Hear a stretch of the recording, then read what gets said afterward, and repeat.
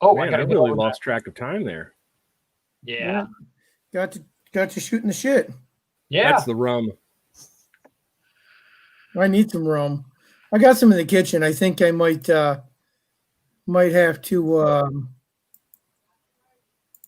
Jesus, woman. Okay, we're live. We are officially live now. We're so officially live. The wife's like, not tonight.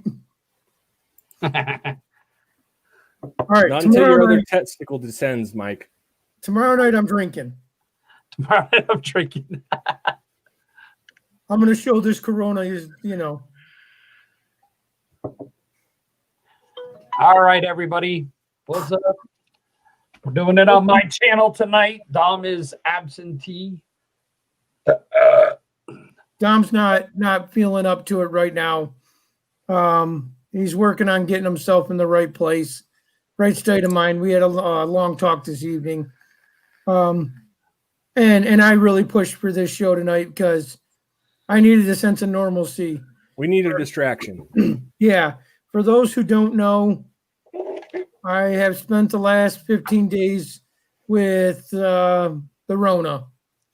I just spent the last 5 days at the hospital. I literally was released this evening. Right to the restaurant, got me a hamburger. I am feeling a lot better. I'm actually going to go into my store tomorrow and start working on getting stuff together.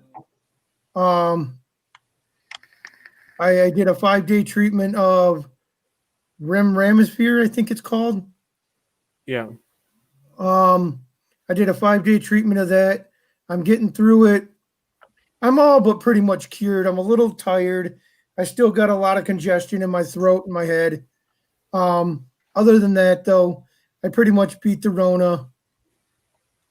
And yeah, so I needed this normalcy of getting back to the Tuesday night show and the Thursday nights and the after shows, and I need that right now. So I gotta ask this just objectively, is so you have your own personal experience with it now, and I know of one other person, and you know them too. But from your own experience with it and coming out on the end of it, are you still of the thinking of like, yeah, this is way overplayed, or holy shit, I have some more perspective, or okay, or are you somewhere in the middle? You're the second person that's asked me that same question. And I'm guessing John was the first one. No, actually, a buddy of mine in the state organization here in Michigan. Here's my perspective. Guys, we're going to get it. It ain't going to kill you. You got to fight it. Now, did I need to go to the hospital? Probably not.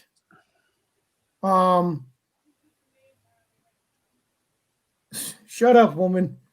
So is it kind of more like, in your opinion, more like chicken pox, where like? No, it's a really shitty fever. I was like, are you? Because like chicken pox, it's like, I've never had chicken pox. If I were to get chicken pox at this stage, yeah. See, I was thinking more along the lines on a scale of really, really sick as a dog or the man flu. Man flu. Okay. Some get the man flu. Yes. Some will get the man flu and get through it no problem. Me, my oxygen level went a little low. And instead of just sitting here fighting it at home, I said, let me go to the hospital. You know what? Me for 5 days. I did the 5 days at the hospital. My oxygen's still not up to 100%, but it will be. Yeah. So when it comes to your question and my perspective of it all, it sucks. But so does the flu every year when you actually get that. So does the ammonia when you get an pneumonia. Yeah. Okay, these are things that we deal with. This is just another thing that we're gonna have to deal with. Well, I gotta say, I'm glad to see you, and I'm glad, and for anybody we don't have a huge audience, but for anybody, don't let your pride, don't put your pride higher than your health. Absolutely. Correct. That's why Thursday night we were sitting here and I looked at my wife at about 2:00 in the morning and I said, "Hey, get up and get dressed, take me to the hospital. I want to be sure I'm okay." And of course it cost me 5 days there. I want people to be safe. Don't just push it off. I've lost too many people this year, near and dear to me, and fortunately none of them were losses that were due to the virus, and fortunately also none of them were losses due to pride. But hey, a loss is a loss. It's still something. Yeah.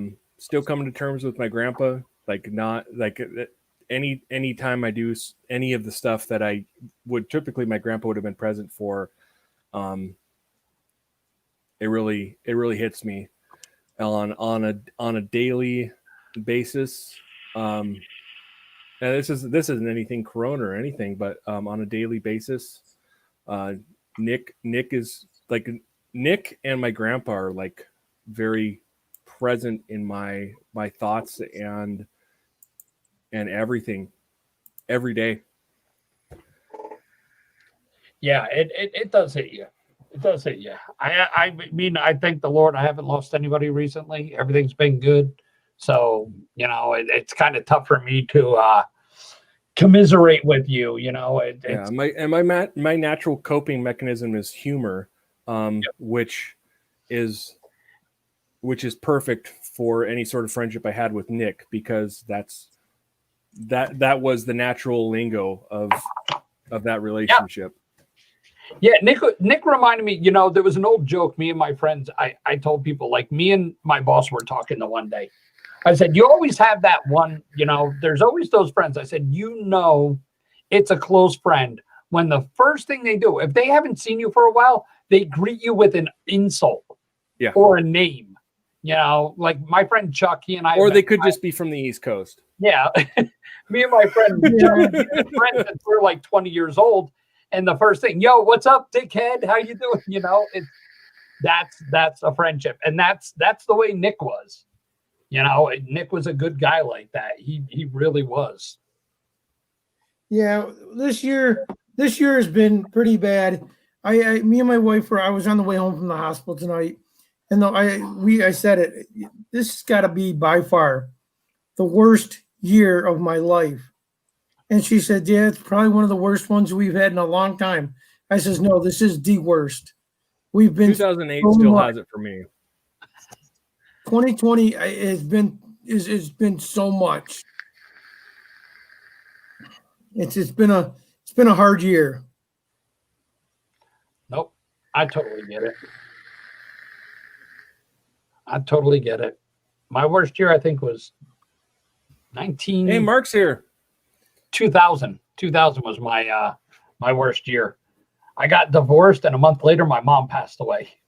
It was 2008. The reason why that's like my worst year.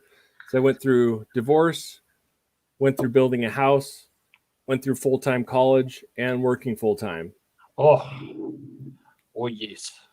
So I was putting 30 hours in a week, building a house, at least 40 hours in a week, working, full-time college. Like, I was taking just shy of 20 credit load. Oh shit. Going through divorce. That was a shit show. Yeah, 20 credits is decent amount. I can't even vape at my normal wattage. It hits too hard. I'm vaping at 31.7 watts. That doesn't say too much. What type of build? 0.65. I had to grab my screwdriver. No, that's my new mod. I mean, that's typically what I vape at regularly anyway. If I'm building that high anyway. Yeah, if I was Normally on this coil, I would be at 47. It's Caliburn G though. I'm not an MTL guy, but Thanks. Really? it's good shit. Speaking of mods, John Hart, are you still in the chat? Still, okay, yeah.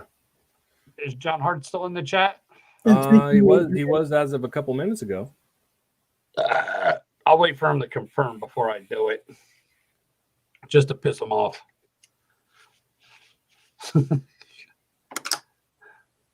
Just round up for Bill's sake. What's 3? What? I don't do that. Yeah, I'm actually going to start taking it apart. John, if you're watching, he's going to get all mad. It came in. So, yep. I got my smoke. So I'm starting to take everything apart now. John, I don't know if I have you on a friend on Facebook because I should have you in my group. Who? John. John Hart? Yeah. All right, come on. Let me let the dog out. Who let the dog out?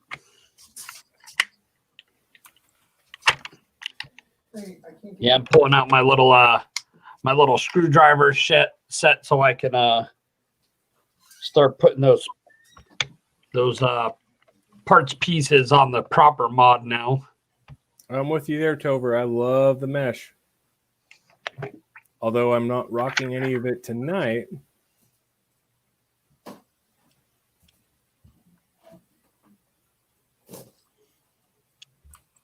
What? That's too big? Never mind. I do have John Hart as a friend. I guess I just don't have him. I need to put him in the rigging group. Oh. Yeah, John Hart's a good guy. He is. He actually, I guess, isn't in the chat because we're past the delay, so.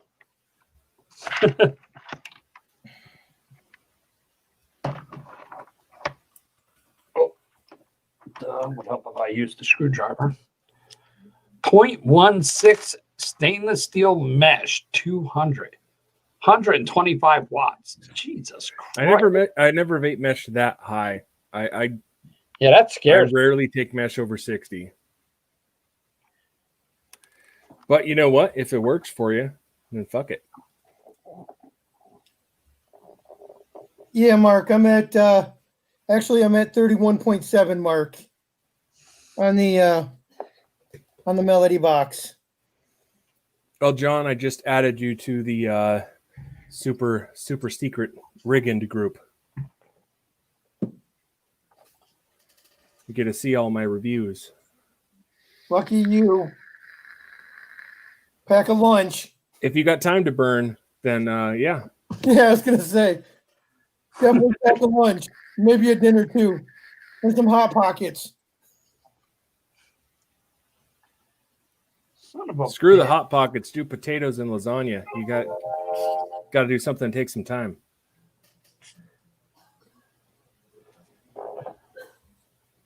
So Tover, what I like to do with those mesh builds on those on any of those mesh RDAs, RDTAs, the Vandy Vape makes the rolls. I think Steam Crave does it too, but the rolls of they have like 200, 250, 280, 260, like that. They've got a bunch of different varieties of the mesh, stainless steel mesh.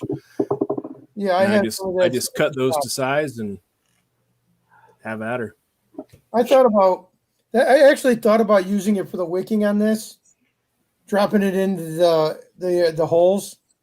I think I have 250, and just rolling up a little tube and cutting it to the height and dropping it down, kind of like those steel barbed wire, Yep. metal barbs. I'm a moron sometimes. I was sitting here taking the screws out of the mod. I set it down as Robert's hitting his mod, and I'm like, "Oh, did my mod start firing?" So I had that happen today. So the of any mod I usually have in a pocket, it's usually my Coco, and there's no fire button. It's draw activated. But since I got the Caliburn G, that's replaced the one that's usually found handy on my person. I went to sit down at the couch today. Kids get in my lap, and I'm hearing this crackling and sizzling. I'm like, whoa, no. So it's convenient. Yeah. It's like, oh, okay, now, like, it's nice to have that kind of fail safe, to have a button, but at the same time, it's kind of nice to not have any button. You jump up and turn into a ninja and start swatting at stuff. Yeah.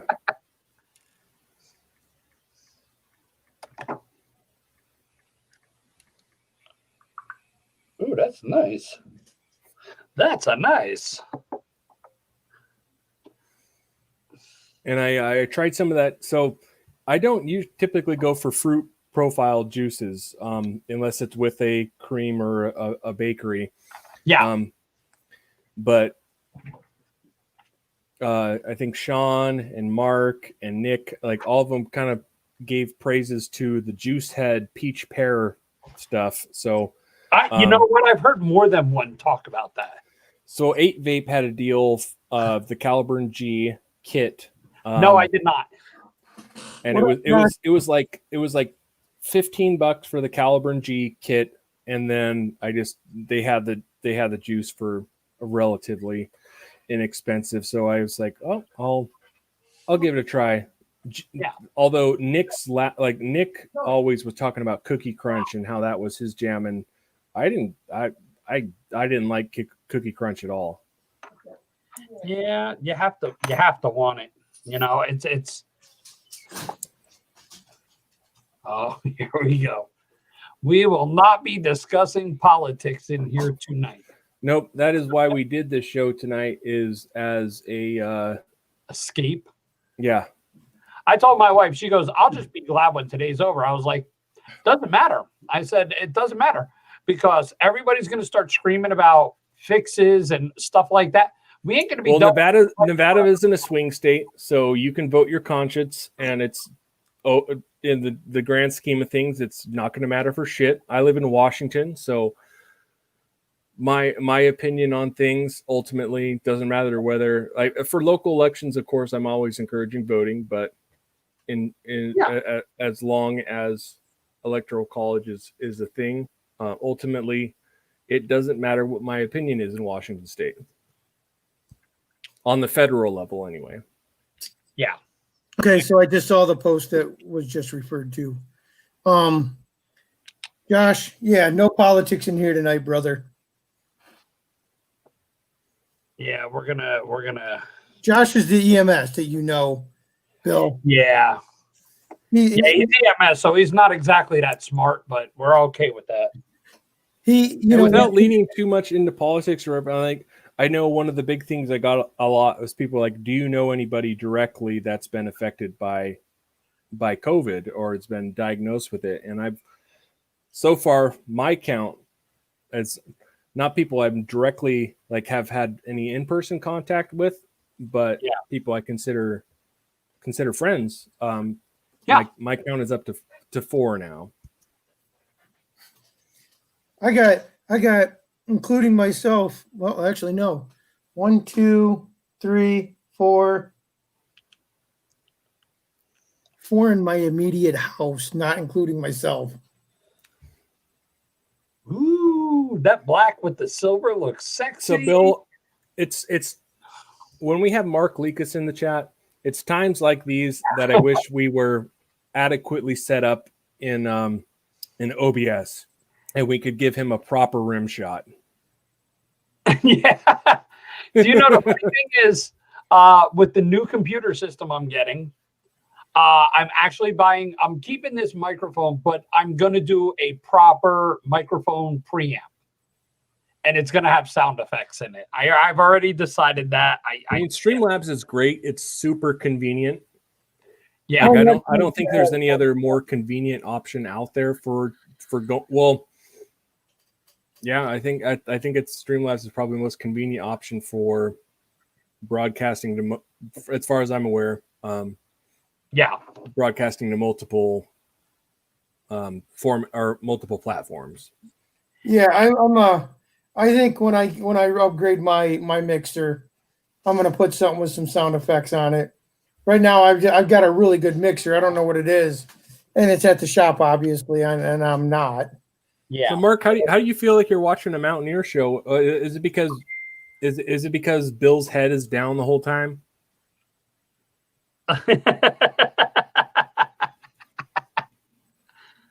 I'm just showing off that I still don't have much of That's a a terrible. I'm at the bottom too, so I'm getting the Bill Bob.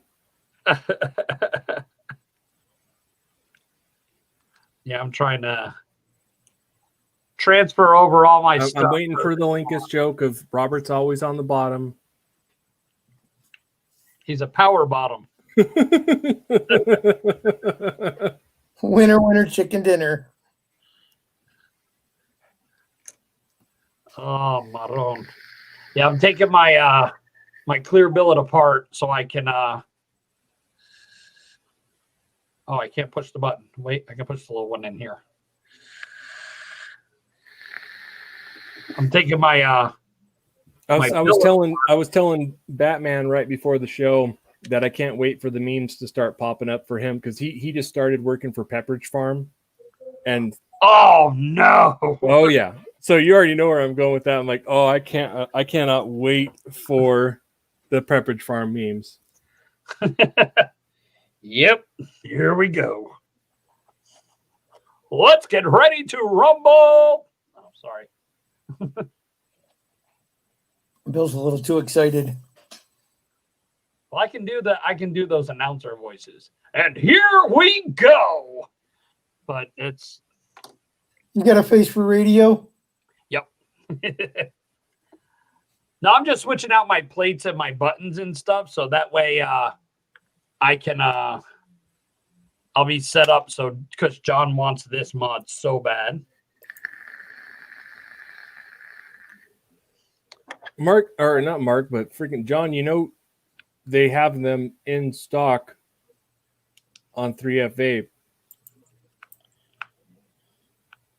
Well, I told them because the and Fast Tech and like a whole shit ton of places. yeah, the clear one was like $90 or more with shipping. So I told them with shipping, I'll give them this one for $30. What? Yeah. Fuck.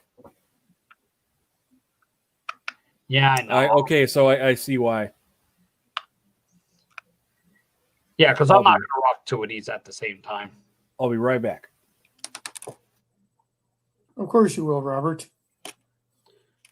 Feel free to talk your shit while I'm out. We are. All right. Yeah, I'm just like taking buttons out and shit. I'm just trying to get all my stuff organized so that way tonight when I'm gonna rebuild.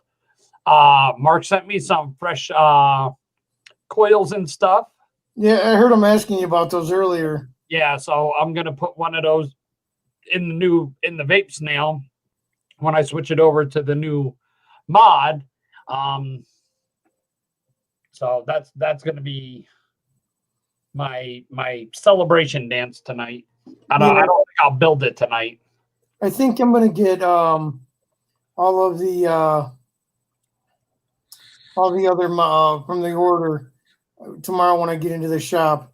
Just start making sure everything's in order to finish being wrapped up and built and shipped. And Yeah. start working on the Catalyst 60 prototype.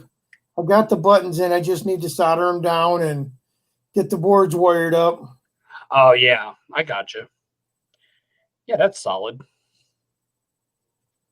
I gotta have my Cooper's Vaping View button.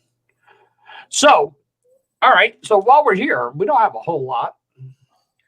I know I didn't tell you what happened. Mark knows what happened with this twat waffle of a modder in the Squonk Life group. So, moral question. I'm an asshole. So here's my thing is somebody put a post asking for suggestions. And I'm cool with that. You know, it's throw your suggestions out there. But my problem is if I ask for a suggestion or if someone asks for a suggestion and everyone goes, oh, buy this, oh, buy that, oh, buy this, buy that. That's fine. I understand that. But if you're a modder, you cannot suggest your own mods. That's advertising. Yeah, well, it is. It is and it isn't. But out of respect for the group, if I want to advertise one of my products in another group, I have one of my admins go and post it, or a friend of mine go reply to it and put it in there, so that way it doesn't come from me directly. Well, if it's just an Addy, what you can do is put the Addy on your own mod and post it all over the place, like a certain other person we know, and then have a steady stream of people being like, "What mod is that? What mod is that? What mod is that?" No. This guy actually said his own mods, the price, and then check my website for details. Yeah, that's direct advertisement. So I deleted the comment. And he fucking messaged me pissed off. Why was my comment deleted? And then had the nerve to say, well, you just control Squonk Life. I was like, I'm an admin. That's my job. Yeah, I control it. Me, out of respect for any group, okay, the way I do it is if I go in there and I say, somebody says, hey, I'm looking for a good 75C Squonk mod, little single 21700. I'll pop in EBC mods. Yeah. And that's all I'll say. If you want any further information, PM me. We don't do it in the public group. That's disrespectful. Exactly. That was my problem. Oh, that's all right. That was my problem, is that he was a douchebag about it. Then wait a second. I actually want to read this. I'm actually gonna bring it up, because when you read what he said to me, you're gonna be like, get the fuck out of here. And then couldn't figure out why I booted him from the group. Okay, well, while you're doing that, I'm going to heat up an onion bagel because I'm a little bit hungry. All right. And a snack right now would be nice. So he wrote, you are exploiting all of the followers of Squonk Life for your own benefit. You are controlling access to the group so you can generate content for your channel and get free stuff. Well, all right. And then he wrote, and then you expect people to be subjected to your inaccurate reviews so that you can post in the group that you poisoned. I'm like, are you fucking kidding me, dude? So I booted him from the group. And then all of a sudden, no joke, like 5 minutes later, Mark's in the chat, he'll tell you. 5 minutes later, all these people are posting his mods and fucking arguing in this one chat. And I'm like, oh my God, are you fucking kidding me? This guy went full fucking douchebag. I was like, you know what? I understand that, but as a modder, Terry, I would just if you're wondering what's up with Dom, just go ahead and PM Dominic. It'd probably be nice for him to hear from you. Yeah, I did not message him because I know when he's quiet like that, I just kind of take a step back and let him have his space and work shit out. Yeah, like I said, he called me and it's not really anything that he wants to talk about. Understood. Yeah, I'm privy to some of the information, but it's not mine to share. So correct. As well, Robert.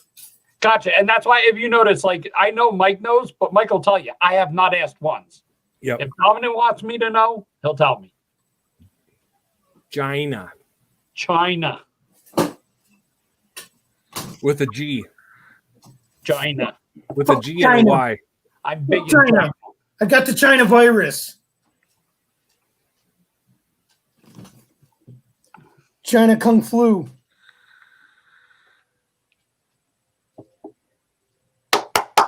Yeah, actually, today's a good day. I'm kind of happy. So, Bill, we need to start exploiting our contacts with China to get the tube design cloned. Yeah, right? They already have what was it? Let me check the internets, because I think it was 3F Vape had one. Pull it down. 3F Vape, I believe, had because that would be the greatest thing to do ever, is to leak designs, buy all the stock yourself, package them however you want them, and become the retailer. Yeah, they have the Akira and the Galactica mods, but there was one that I saw. I was trying to remember. They did a tube.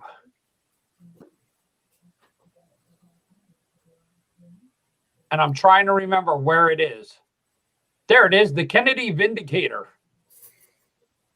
and the Avenger. Yeah, they started one of the only mods. They started doing the Kennedy Vindicator and the Kennedy Avenger. Me So and some of the only products I ever got sent for the purpose of review was a Vindicator clone and an Armor Mods clone. And the Vindicator wasn't really, I guess I really couldn't consider it a clone, because shape wise it looked like a Vindicator. They intended that, but one, it was an 18650, which the Vindicator wasn't, and No, it was a MOSFET based mod, which absolutely the Vindicator was not. no, yeah. But their biggest flaw in it was their battery retention, or there's the spring mechanism for the battery. They didn't insulate it from the body of the mod, and it would either result in a hot button or auto firing. Yep. And I showed them a quick and easy. It was an easy fix. It was a matter of adding a plastic insulator on the top and bottom contact surfaces of the spring to eliminate the issue. So it was basically a costless fix for it, and they just decided to scrap that project. Hey, me and Dom, when we were working on our battery tube, which we still are, but I hope China clones it. I said, Dom, why don't we go to China? He goes, what if they clone it? Hell yeah! And if they're selling it cheaper than what they're charging us for it, we just stop buying the one that we are paying for and just start buying the fucking clones. There you go. Turn around and tell them, I will give you this design to clone the hell out of it on the condition you send me a couple of them first. So yeah, it was funny. The contact I once had, though, they once Corona hit, they went MIA, and I had someone else that adopted their account for that company start messaging me. Oh yeah, the marketing guys. It wasn't the same. I didn't get the same vibe from them, so I never responded from them. Peace out. Bye-bye.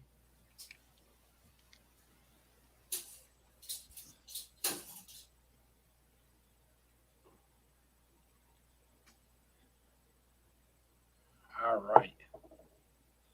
Ooh. The only thing I hate about these things is banging that battery out. Yep.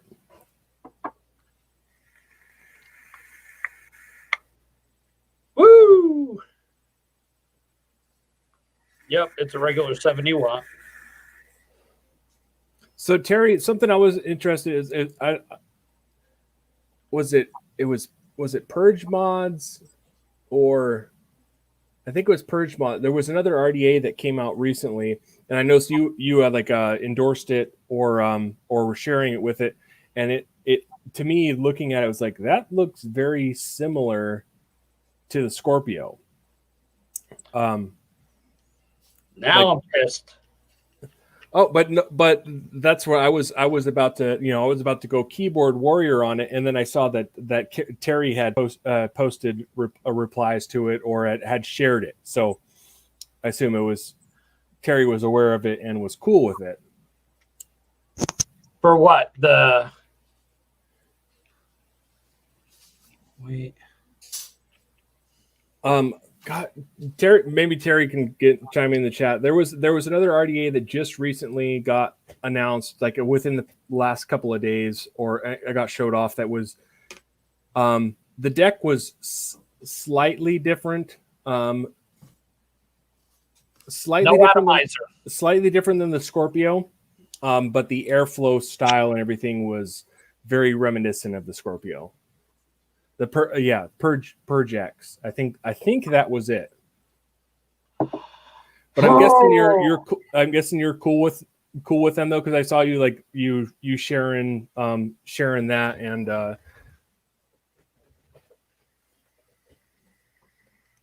just looking at when I first saw, I was like, that's been done. It's very similar. Like the deck was slightly different. At least the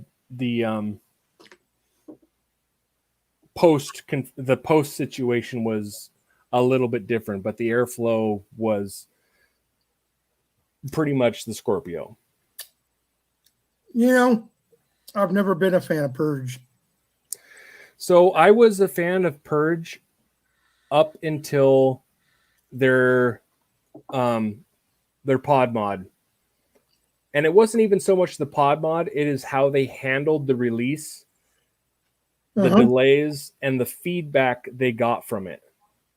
Yep. Like they were completely childish about it. Adrian, we don't talk about the Requiem here. The Requiem is a fucking clone.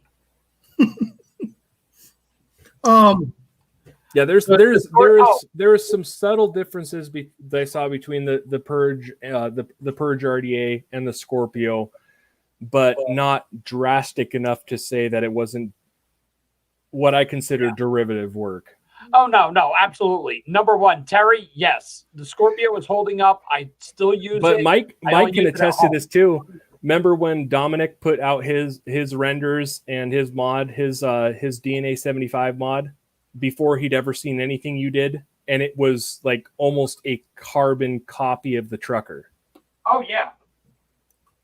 So I get like in this community, there's a lot of similar thinking to it, and I do know there's also between idea to actual manufacturer, there's several months involved. So them coming out at the same time,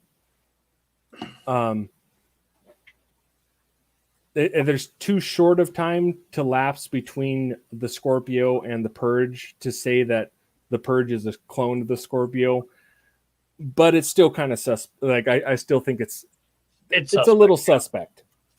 It is. Yeah, the Requiem. But I am relieved to hear that Terry, you're aware of it and everything's copacetic there. So I won't go down the purge hating route. I will.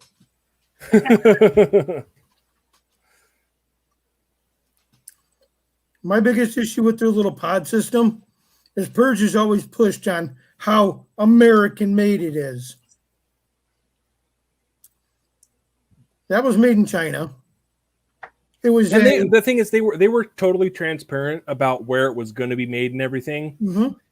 It's just, they tried to for the alley. They tried to charge a Purge price on a China product. Yeah, and it was a fucking orchid in a different case. No, yeah, 100%. I bought and sold the orchids in my store. I didn't sell the alleys. Oh no, those are a fucking ripoff. And it wasn't so much like the product itself, like as I heard, like the Purge actually had decent coil heads and everything. It was just how they handled that launch, because it was I get things get delayed, but it's whether you embrace like, okay, this is just an aspect of having something manufactured out of house rather than in house, and you have less control over it. But also not being an ass about it. I also take issue with a mod that when you you're gonna get heat anytime you do that's the classic marketing faux pas where you overpromise and underdeliver. Yeah.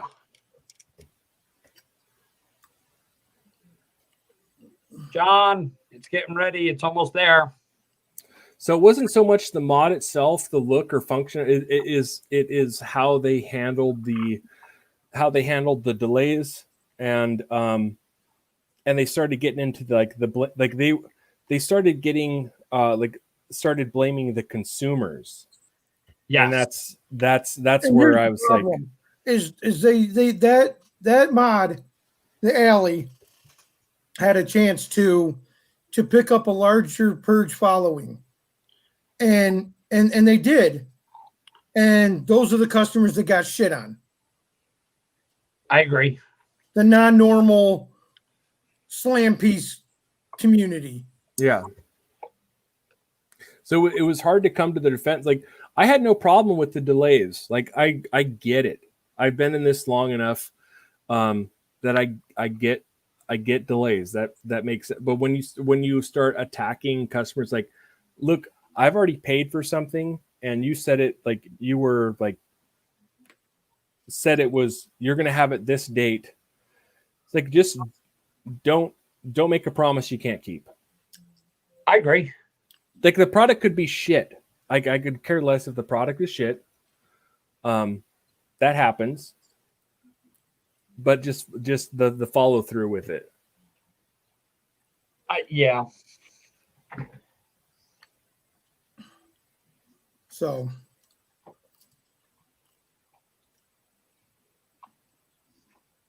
Purge and TVL, I could give two fucks about them. And so it's like when I do a review, when I encounter something with a review, the first contact I make is with the modder or who I purchased it from, and like, hey, I encountered this, and if it was an error on my part, I totally accept that, or we're going to work towards a resolution. Like, I'm cool with that. Like, that has no, I don't have a problem with that.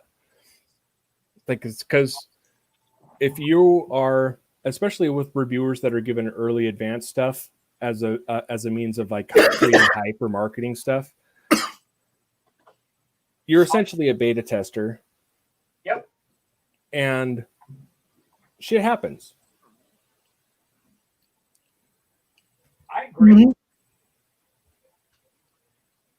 But if you get something sent, like, I'm not going to name any names here, but if you get sent something for the purpose of review, and while you're reviewing it, it turns out to be garbage, or there is an issue with it, and you spent the time in doing a review and putting it all together, and you're like, hey, before I share this with my community, are you sure you want to release this? Yeah. And have a dialogue with the maker, and depending on what, like, that's where my thing is like, depending on their response to the feedback is whether, like, fuck it, I'm gonna send it. I'm gonna send this review. Yep. Because, like, that's not how you do customer service, and people don't need to be giving you business. But if you encounter an issue with an early release or a pre-release product, and it's like, hey, I'm having this issue with it, this needs to be fixed. For me, it depending on how they respond to that feedback is whether I'm going to send the review or I'm going to append the review. You're still going to send the damn review. Trust me, I'm one that knows the review is still going. Yeah. Well, I mean, but I brought it to your attention beforehand. You did? Yeah. And it was addressed. And the thing is, I made it completely honest, clear. Robert, I wish that would have never made the review. Yeah. I really do. I wish you would have said, hey, either I can take care of this before the review, or I can send it back to you before I do the review. That was what I would have liked to seen out of that, to be 100% honest with you. Okay. No, that's totally fair. But I did make sure I made it absolutely clear that, like, in your product's case, for example, like, I took matters into my own hands. I didn't have to, and I made it very clear that I didn't have to do that. I know you did. It doesn't mean I still wish I would have never made the video. Fair enough. Yeah. Because it's for you though that, like, I don't have 57 people are about the extent of my reach. Yeah. To be honest, but wait a second. from a reviewer standpoint, I also, if I found something that was wrong, I'm gonna contact the manufacturer and I'm gonna see how he goes about fixing it, because and that's why I said that. I was like, yeah, I encountered these reviews. This is what I did to, or this during my review. This is what I did to fix it. Yeah. But I made sure it was like, I have 100% confidence that I didn't have to do this. I chose to do it. Yeah. Because at that point, I guess, like I'm usually a very patient individual. I think Mike can attest to my patience. But it's like I had no question whatsoever that Mike was going to do whatever needed to be done to make it right. Whether that happened in a week, proven that. Yeah. Oh yeah. Mike's like, a dick, but he's it was whether it happened in a week or happened in months. So it's like, well, with the Widowmaker, that'd have been days. Yeah. The Dragon, on the other hand, well, you know what we went through for and that. that's why I left it. That's why I left it at that. You know what we went through on the Dragon. Oh yeah. Yeah, but you know what? But the funny part is that's the thing is, I'll be honest with you, your product is what I'm reviewing, but your company is also being reviewed as well. People don't realize that. People don't realize that. It's because I did that with one of my very first reviews, and it was on the Taiji mod. And when I told them, the bottom screw for the fucking battery cap sucks, and mine got chewed up, Lynn told me flat out, hey, I'm going to be at the Vegas Vape convention. I'm bringing fucking caps, and we're going to fix your mod. Speaking of customer service on both ends of the spectrum, I've been inclined to do basically a PSA, for lack of a better term, on experience with two different modders.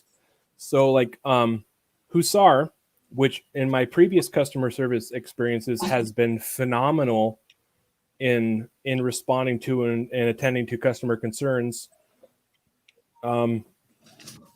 After my last purchase and review with them, I got a whole lot of lip service and no follow through, and it's been dead silent. Really? And at this point, I've just kind of given up on that. Like, I'm out maybe some time, but with their handling of previous stuff and everything, I don't feel like I'm out enough. But I know in the review I did for them, and when I encountered issues, and I know it's like, I made sure clear, it's like, their customer service is phenomenal, and I'm going to continue with this because I know that they're going to attend to it.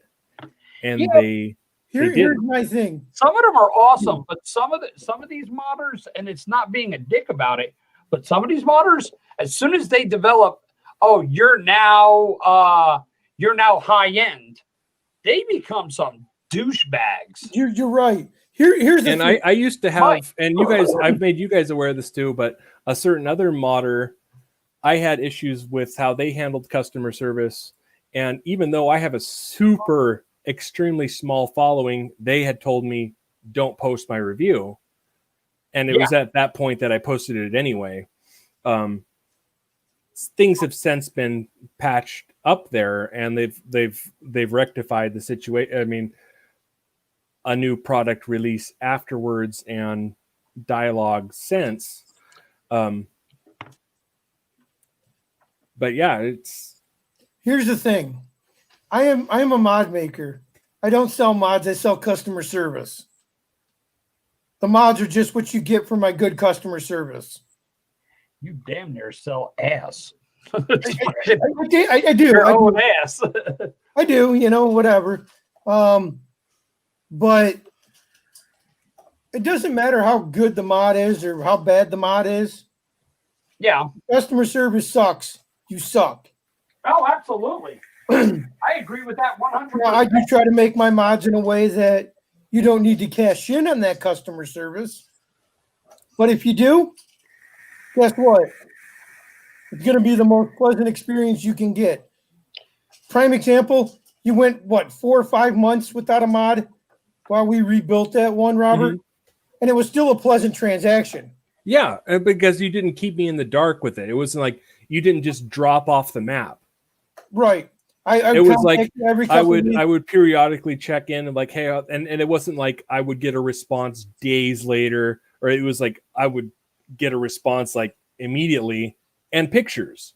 Like this is what's going on. This is why it's taking so, and it wasn't the excuse game of or really even the pointing fingers game when I was working with you. But you also have those modders that play this game where you're trying to fucking return something and they take fucking 3 days between messages. Oh, that's one of my, and I point out too, a lot of the high-end realm is in Europe, and there is just with any US base, there is a time difference. Yes. And I have had to strategically stay up late, like 3 a.m. and beyond, to send them a message, because if I send them a message while they're asleep, they won't respond to it. If I send them a message while it's their normal business hours, they'll respond to it. Even though I can see that they've seen it and they're aware that they've got it, it's like, I've had that problem with Rocco from Vanity Mods. He's been promising me a mod for 7 months now. I've seen him go through 4 different fucking versions. And I'm like, dude, really? And the funny part is, without even prompting, Ferdinando Loro from History Mods, yeah, thank you, actually messaged me. He goes, hey, I was talking to one of my friends, Rocco from Vanity Mods, and I told him he should check you out. I'm like, I've been waiting for months for him to send me a mod. You've sent me 3 mods in the time it took him to send me one, and I still haven't gotten that one. So I mean, and I've even got to a point where admins of groups have said, like, if you want to get their attention or response, blow them up. It's like respond to a post, do something that is on social, that's visible to other. If you want to get a response, as like, and they're telling me at the same time, they're like, don't tell them I told you to do this. But I've done that with Rocco. I've messaged him, like, he'll put up a picture of a mod, and I'll put underneath in the comments, hey, check your PMs. Yeah. You want to get my attention? Message me. Yeah. John Hart, I see you're back in the fucking chat. Yeah, John's back in. Twat. Krogstad's here. Chris. Motherfuckers. And guys, for the ones that just came in, I am feeling a lot better. So much so that I'm going to go spend the day at the shop tomorrow and start working on some stuff. Let out of the hospital, full good. Breathing's a little low still. That's why you'll barely see me vaping. I'm just nibbling on it a little bit, just so I can get a little bit of that nicotine that I haven't had in 2 weeks. But I am feeling better. We will pop up an after show Zoom, so you guys can all come in and chit chat and all that stuff here in a little bit. Only bad cards or Cards Against Humanity, that went real well last week. Yeah, dude, that was a blast. Oh my God. I heard you guys had a good time on the Cards Against Humanity. It was a good time. Well, maybe I'll let John do it again. I was kind of hoping that we could do that for this show. I don't know how we would have made it work, but well, we got Thursday night, and the Zoom will be back up on Thursday night, because I'll be here to set up the Zoom room. I think John did it through Discord. Yeah, he did through Discord because he couldn't get into the Zoom room. I didn't know if that would work on the Cards Against Humanity on the Zoom room. It does.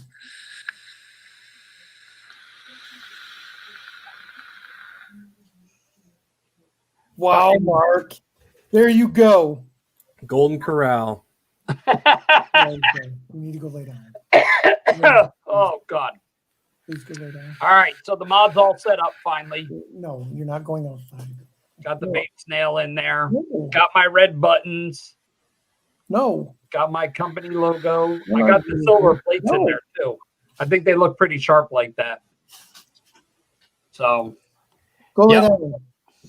Go. John, yours has been returned back to stock.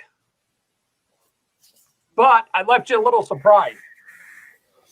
Speaking your button is the bottom cap of a 38 special bullet.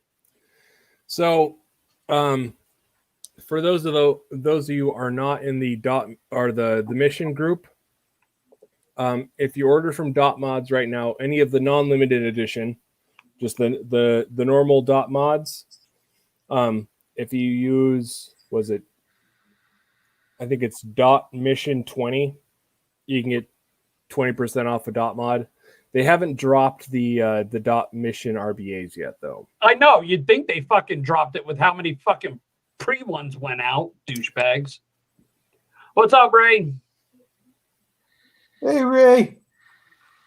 I was amazed at how many Dot missions I saw posted in the group over the past, 4 days.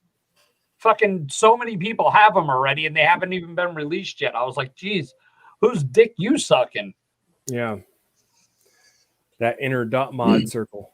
Yeah. Hey, Bill, what's the shot that they give you in your stomach at the hospital so you don't get blood clots? Oh, it's clotbuster therapy. But there's another one. Did they do a Coumadin shot on you? I don't think that's what it was called. All right. Because I know they're trying to get away from using Coumadin, because Coumadin is actually the actual scientific name for rat poison. The shot that they gave me was essentially the same thing too. Yeah, it's like clotbuster therapy. Yeah, it's a blood thinner, so that way I don't clot up. Yeah, that's how rat poison works. It thins out their blood. John said hairpin, so they die. No, it wasn't hairpin, but pincushion. Oh, heparin. Yeah, I know what he's talking about now. At 7:00 in the morning. I said hairpin, didn't I? They woke me up to stab me in my stomach. Belly Reuben? I don't think that's what it's called. I think it started with a K, actually. Ketamine. They're trying to get them to stop. They give you that Michael Jackson therapy. And twice a day they would stab me in my stomach with this damn shit. Yeah, and it's a deep shot. Yeah. So when I get home tonight and I take off my shirt to get in the shower, my fucking stomach looks like a fucking battered pincushion. Oh yeah. You gotta go anywhere. Because it has to go into the lining of your organs inside the, oh God, I want to say the perineum. No, the perineum. And it circulates among your organs inside that fluid. And what they would do is they'd rub it with alcohol and then stab you. And then the alcohol would soak into the hole. Yep. Oh, and it burns so fucking bad. If they gave you a 3 count, if they wipe you down with the alcohol and give you a 3 count, it's enough time for the alcohol to start to evaporate, so it doesn't sting as bad. Yeah, there was a couple. No heart, man, no heart. A couple did that. A couple not so much.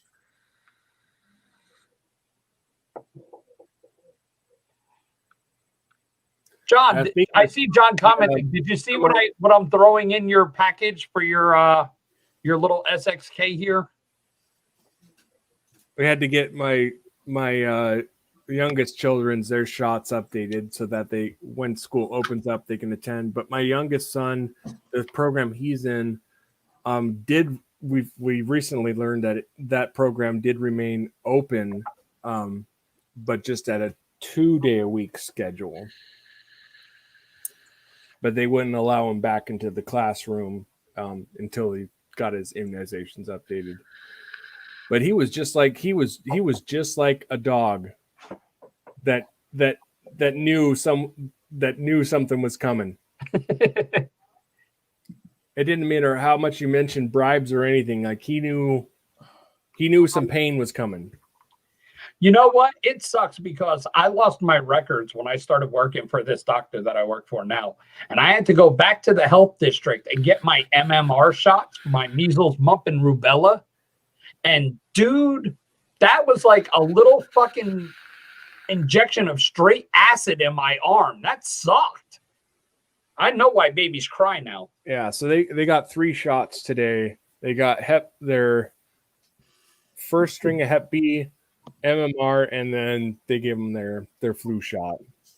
So are they doing the 3 shot where they do one, then another one in a couple of weeks? Oh, Jesus Christ, man. They gave them 3 shots today, and then the other You have series. to go back in a couple of weeks and get another shot. Yep. John, this is what I was showing. I put yours back together, but your button on this billet box is actually the end cap of a 38 special. So you have a custom button already on it. He expects to hand you for that. Nah, he's being nice. I'm giving him the thing for $30. I mean, it's that's like less than DHL shipping. yes. Yeah, because it's still going to cost me $8 to ship it out to him. So I'm only getting $22 for it.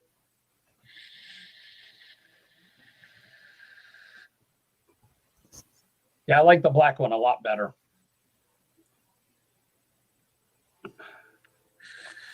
Now, if you can get your wicking done right on the freaking Exoset V2, yeah, that is the shit. I'm excited. I actually have the package sitting on my build bench, and I was gonna save it for when Mike does the catalyst, the Burrow one. And speaking of that, what is the ETA on that? Is that happening soon? It was going to be a lot sooner, but COVID. But COVID. Well, even prior to COVID, I know you guys were still trying to work out what the top nut situation was going to be. Oh, no, that's perfect. Oh, I know it is now.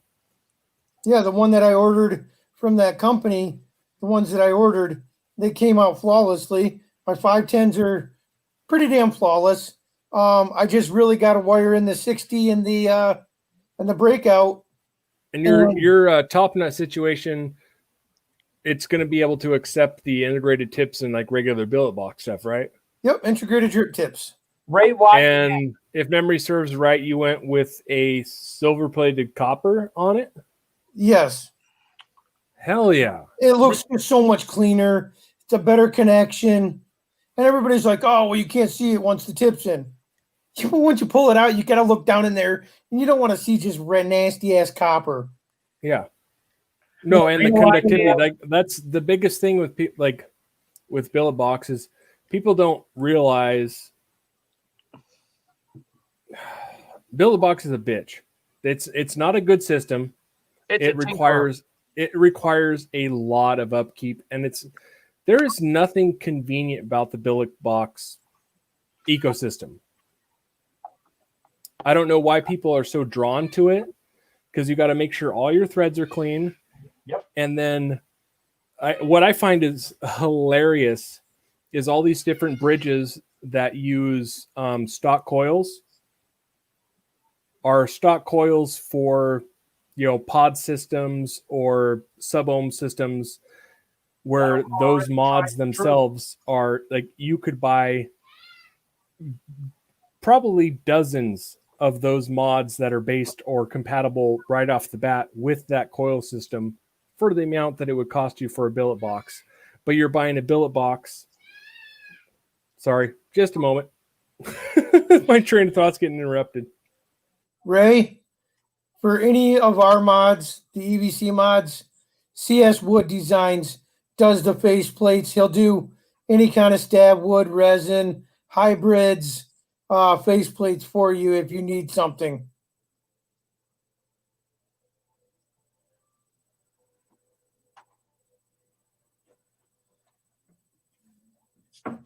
Chris Sankey does all of our face plates and stuff. I'm trying to put all this together. Oh,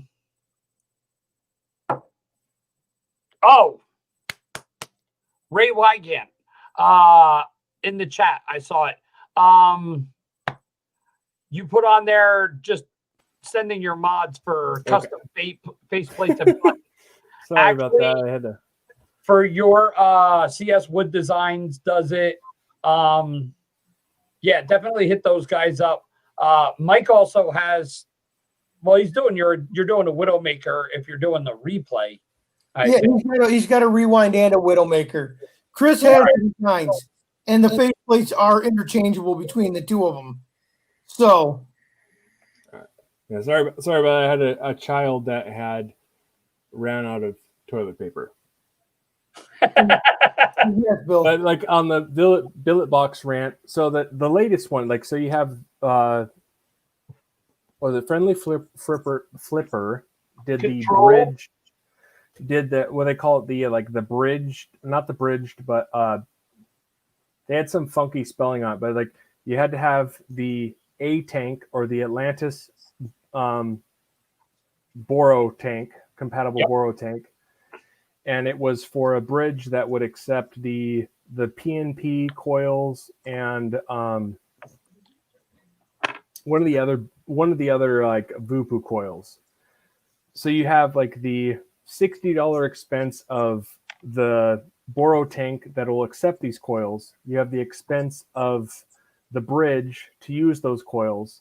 So you're putting all this money on top of the billet box itself to be able to use a pod system or AIO system coil that you can purchase all in one, ready to go for about the same price you'd pay for a set of fucking panels. Yeah. So the billet box community is so confusing in that aspect of the amount of time, expense, and everything people will put in so that they can use another set of AIO coils from another system when you could buy that other AIO system and use those coils for infinitely cheaper. You're talking about the PNP 5s and the PNP 6s. Or the RPMs, or there's Atlantis, actually a bridge that uses the Vaporesso GTX coils. Yeah, the GT. That's what I'm talking about. The GTX ones. Yeah. So you could buy a GTX system that takes an 18650 battery, and like you could have a battery, juice, coils, everything for under $100.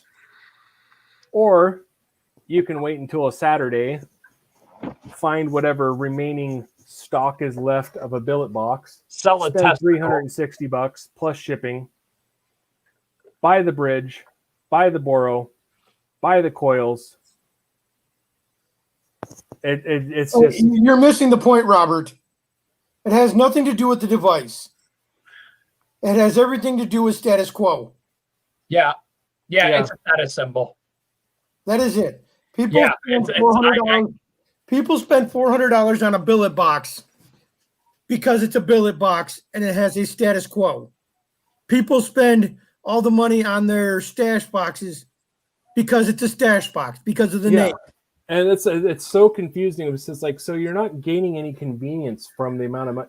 So it's like you can't swap out coils while you have juice in it.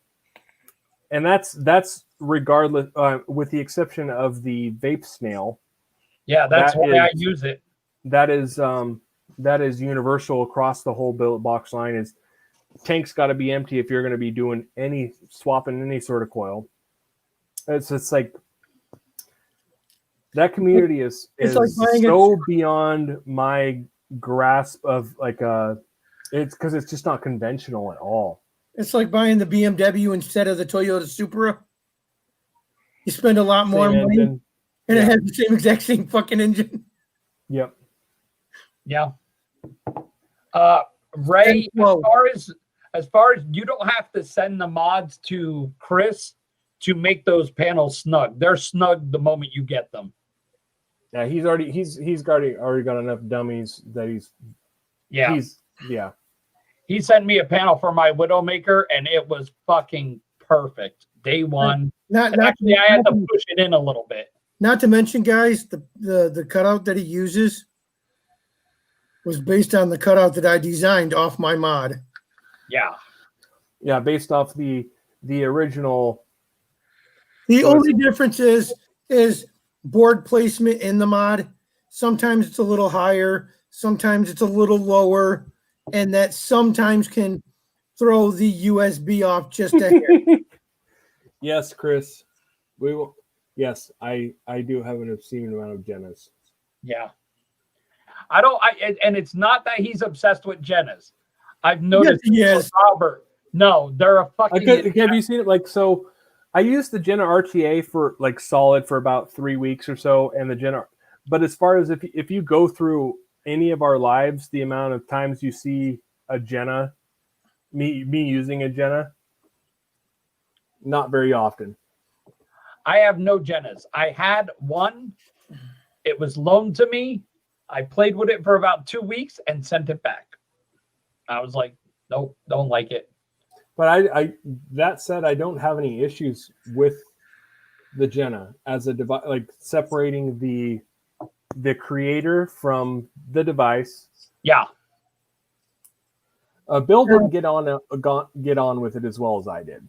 Okay, so creator versus the device. I rank them both about the same. Yeah. And in their own respective ways. I was not a fan of the Jenna. I thought it. I'm going to try to say this in the most politest way because I'm not an asshole.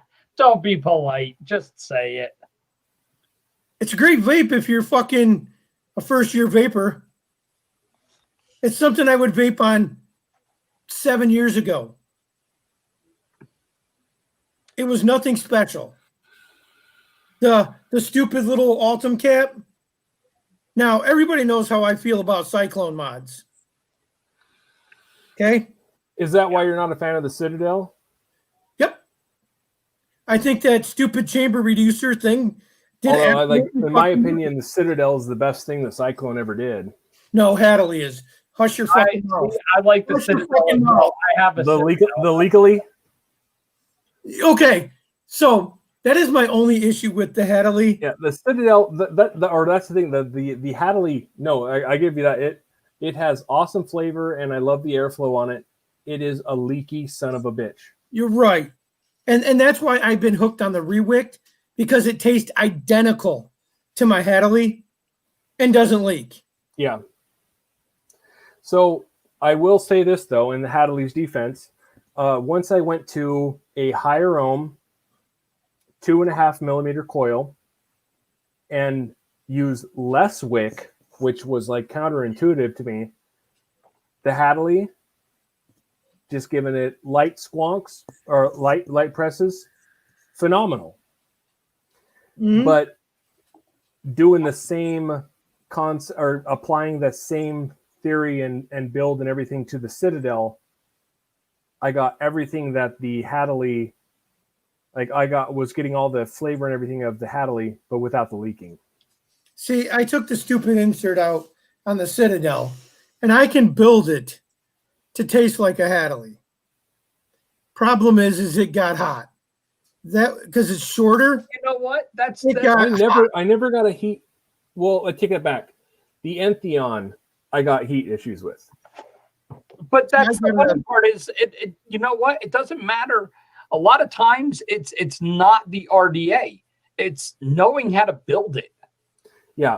Once I went to like a point, once I went to like a 0.6, 0.7, 2.5 millimeter fuse Clapton build in the Citadel, and Citadel had actually all the Cyclone Addies. It was like a game-changing experience. Yeah, but I had like one of the guys at my vape shop. He's got John, shut your mouth. We were talking about how we were talking about how the 2.1, the oh god, what the fuck is the fucking, I can't think of the name of the damn Addy right now. John's just saying shit to say shit. What was that fucking the basic 1.1? I loved it. It's one of my top 5 of all time. And we had a guy at my vape shop, and he goes, "Oh, the 1.1 sucks," and he had one. And the funny part was, I told him, I was like, "Here." I ripped mine apart. I put fresh cotton in it. I said, "Give me your juice," and I put his juice in mine. And he started vaping on it and he goes, holy shit, what a fucking difference. All it was the build. He had a big fucking 3 millimeter inner diameter coil in there. And he's running, what was that fucking juice? Jam Monster. Not the PB and Jam, the original. Any of them. Doesn't yeah, matter. the original. And he loved it. And he was like, but it's muted in this. I showed him mine. The only difference was he had a big 3 millimeter inner diameter running at 0.15. And I'm like, and he goes, it gets fucking hot. I was like, try this. And I gave him mine. I had a 2.5 inner diameter. Where does he expect the heat to fucking go? Yeah, 0.35 ohms. And he was like, holy shit. He goes, what a difference. He goes, I can taste every note of the juice. I was like, and it's not hot. And he goes, no. I was like, look at the fucking board. And it was on a regulated mod. It's a 0.35 coil. I'm running it at 30 watts. Yeah, I was like, John, the biggest flaw in the Squevo. Big clouds. I was like, you know what? One of these days you'll grow up like the rest of us and start vaping normal ohms at lower wattage. The biggest flaw, in my opinion, of the Squevo, and really the biggest flaw, the glaring flaw, not accounting for panel fitment and anything like that, was a mainstream mod with the manual 510. Yeah, the manual 510 was kind of not that it was bad. It's like it is a quality 510. It's stupid though. But yeah, right, it was a bad choice. I gotta say one thing. I noticed John Hart making comments in there. Number one, the Squevo is not the best thing Cyclone ever made. The best thing they ever made was the original Cyclone Evo mod. That was the best thing he ever made. You mean the Lipo DNA 200? What? The Lipo DNA 200? Yes. That mod still holds its value to this day. Yeah. So no, that is the best thing. And as far as the Entheon over a Citadel or a Hadley, well, I will put it this. So like I hold one of the reviewers I hold in very high regard is Todd. And when Todd reviewed the Citadel, I distinctly remember he was saying, like, if there wasn't another Addy that came out this year, I would be happy. Yeah. Yeah, that Citadel rocks. I still have mine, and it's on my fucking Vespa. See, here's the thing. I build a 0.75, guys, and around a 3 millimeter. Yes, Mark, that is you are 100% accurate with manual and like it being more accurate. And I actually personally spoke with Mac and his reasonings for it, and it was all sound stuff. But when you're going for when you're releasing what's supposed to be a readily available mainstream product, and it's a proprietary bottle, and two, you don't include any of the tools to adjust that. It was just a recipe for failure. Yes. I agree. I concur. I love the look of the mod, and when you had it, the fitment, everything right. Of course, that kind of goes with anything. You do it right, it's perfect. Like that's universal. That doesn't matter what it is. When you do it right, it's great. It's kind of like sex. If you do it right, it's awesome. Yeah. It can be pretty awesome alone too. We don't want to hear about Pamela Henderson. So anyway, like I said, in most of the stuff I vape, I build a 0.75 around a 3 millimeter dual 2836 setup, and at 44 on fruits, 47 on desserts, it's a perfect vape in most of my RDA. In the Citadel, it tasted great. It just got the cap really hot because it's a shorter. The Citadel is slightly shorter than the Hadley. I gotta say something. Yeah, I never encountered really any heat issues with the Citadel or the Hadley. The Entheon was probably the only one I encountered heat issues with. I did not like the Entheon. I tried it once and sent it on its way. John Hart, I love you. You're a good guy. Did you try the Entheon in the Hadeon configuration? Yeah. I could make it taste just like a Hadley. Yep. But at that point, I might as well use a fucking Hadley. See, I'm going to make Robert spit his water in a second. I love Water. John Hart. John Hart's opinions and the things he's been saying sound like arguments I heard about 2 years ago. These are things that people used to discuss about 2 years ago when the Entheon came out. Yeah, so the Hadeon, Hadeon or Entheon was a great ad. It was. You got to drag you up to 2020, my friend. why I liked the Entheon and Hadeon was that it was more it was less likely to leak. That's when the restricted direct lung started to become. But popular. it was and is a fucking hideous Addy. Okay, so here's the thing. Yeah. It's fucking ugly. Cyclone knew right away when they released that Entheon that it wasn't going to do shit. Okay, and that's why they hurried up and made the Hadeon cap. Wait a minute, guys. We thought this was going to be the upgraded version of a Hadley and like an armor mixed together. Yeah. That's what the intentions was, a Hadley and an armor. And then it came out and it was like, oh my God, we just fell on our fucking faces. Yep. Make a Hadeon cap. Put a cap on it and call it a Hadeon and make it vape like a Hadley. But that's, and you know what? But that's the funny part is you need to strike that perfect balance. Mark is absolutely right. Entheon sings with the stubby caps. It really does. Those slam caps make a world of difference. But the problem and 2.5 millimeter coils. I can't stress that enough. But the biggest any more than 2.5 millimeter coils, and it's just going to be a hot, muted mess.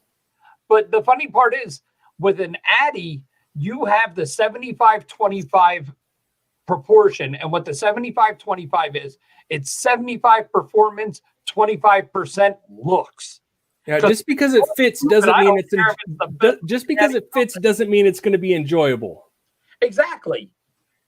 But you can put a 4 millimeter coil into an Entheon or Hadley or any of them. Yeah, it's not going to be enjoyable. Don't mean but it's possible. Yeah, I've always built 3 millimeter coils. But in the same token, you could have an Addy that performs great, gives great flavor, but if it's fucking ugly as a dog turd on your mod, you're not going to use it. I wanted the Entheon because it looked like a Hadley in an armor, and I always liked the way that the armor looked. Yeah, and I am one of those people that is far more like when I'm ranking stuff, aesthetics are the last thing on that comes into play. Like it could be ugly as like, does it vape good? And or cars or just well, I'd say with the exception of people, but I could care less what it looks like as well as it's reliable and performs. You never met my ex-wife. So I do go for aesthetics when I buy it. But the moment I build a couple of my builds in it and I can't bring it to taste good, then it's not worth it, and the aesthetics mean shit to me. Yeah, Mark, you know what my opinion of the Strybog was. It is the Barbara Streisand of atomizers. Yeah, he said it's as ugly as Mike. It is bold, it is strong, it is ugly, but goddamn can it perform. You know what? And that was, I joked around and I said it when he was here, but it's the God's honest truth. That is one of the only Addies that I got rid of that I regret to this day. And I'm still thinking about. Speaking of the Strybog, did you hear that BMM is doing a collab with Noricum mods? Oh God! I think it's just going to be in the form not like I don't think Noricum is. I don't think Teddy is actually doing like a bridge or anything like that. It's going to be that fucking cap. That no, I think it's actually going to be a body pattern is going to be the Noricum. Yes, I do, John. Yeah.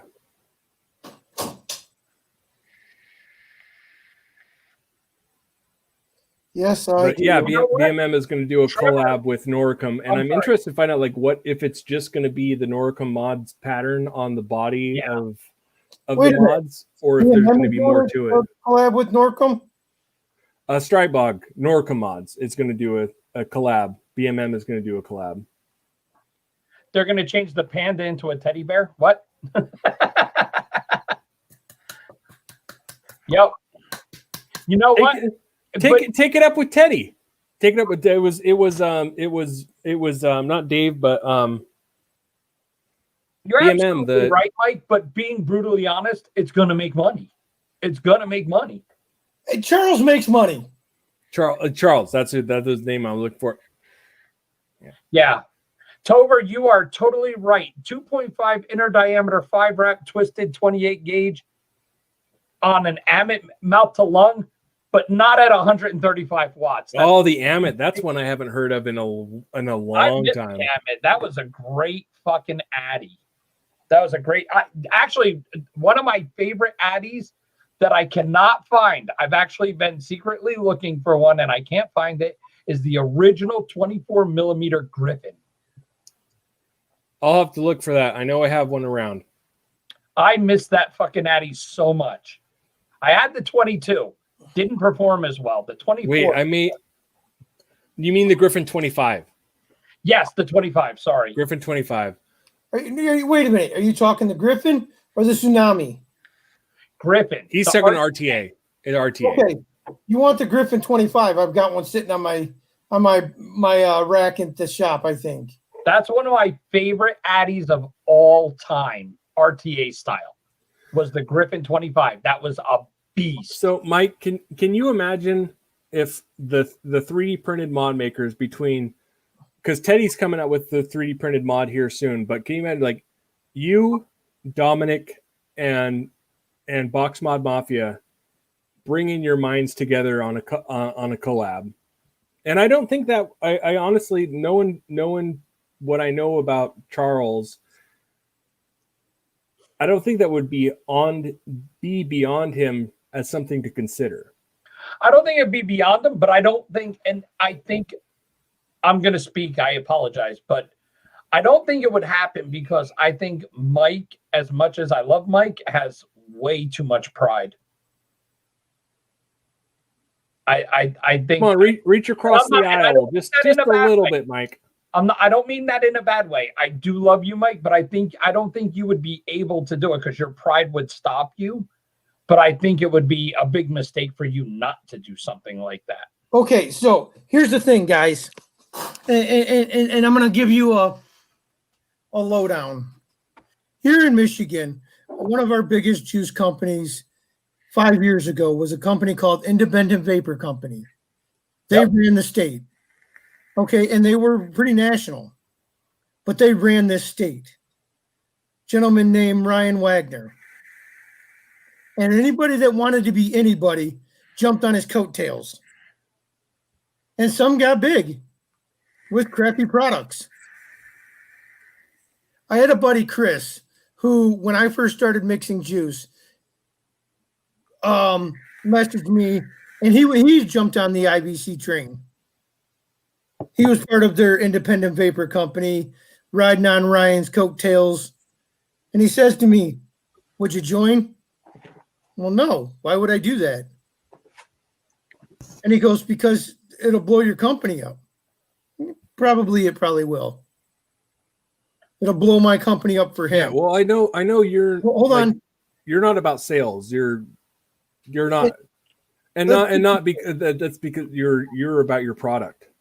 And let's put it this way. So fast forward 3-4 years later, IVC's starting to die down. The company's kind of falling apart. They're losing customers, et cetera, right? And they dragged every one of those companies down with them. Chris calls me on the phone and he goes, "Mike, I really admire you." And I said, "Well, why, Chris?" And he goes, You're a quality over quantity guy. He said, "Because when I asked you to come join us, you turned us down and said, if I can't do it on my own, it's not worth doing." And I said, "Well, Chris, it's just who I am. If I can't do it on my own, it's not worth doing." I shouldn't need somebody else's name to build my own reputation. So we're I don't think me and Bill, I don't want to speak for Bill, but I don't think we're getting at the point of like you doing it as a way of boosting your name up. Well, that would be a very likely effect of it. But more of like this is of creating like a homogeny between makers instead of a competition. But I also I don't know what 3 mod makers coming together could put together that would be any better than what any one of us individuals currently make. So just putting this out there, the VSE or Vape Science Executives Group for the past 5, maybe 6 months running, if not longer, every month, the top 25 contributors to the group can enter into a randomizer to win. Usually, it's a BMM mod. I think one time it was a God, what was that guy? He did the shift mod, the hummingbird mod. Like one of them was a hummingbird mod. They did one of these with the VSE logo right there on the side. Guess who's got that coming to him in a couple days? The VSE one? Yeah, Ryan. I got it from Ryan. I saw it up for sale for $200. We worked out a deal. But anyway, so it's like this seemingly under the radar, non like huge vape group got tied in, and now it's been 5-6 months, if not more. Every month, the top contributors can enter into a randomizer to win. It's been primarily stash boxes, but BMM mods. Right. Yeah. And somebody's paying for those mods.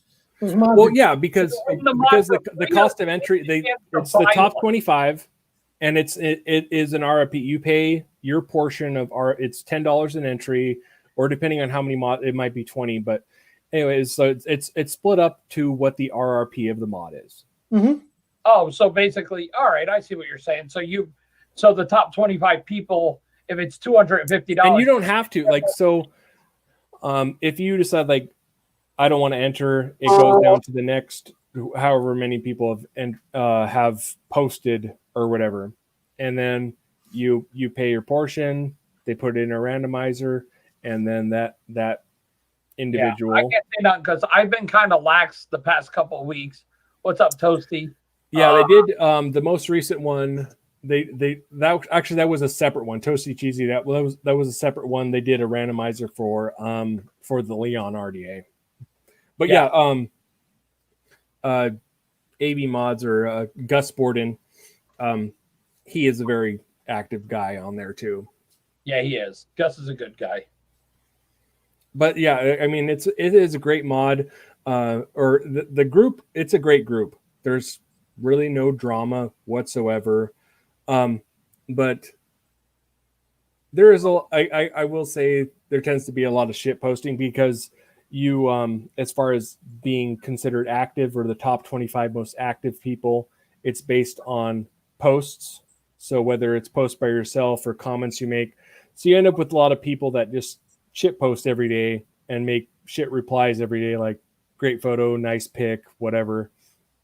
And it is what it is. I mean, you don't have to put forward a lot of effort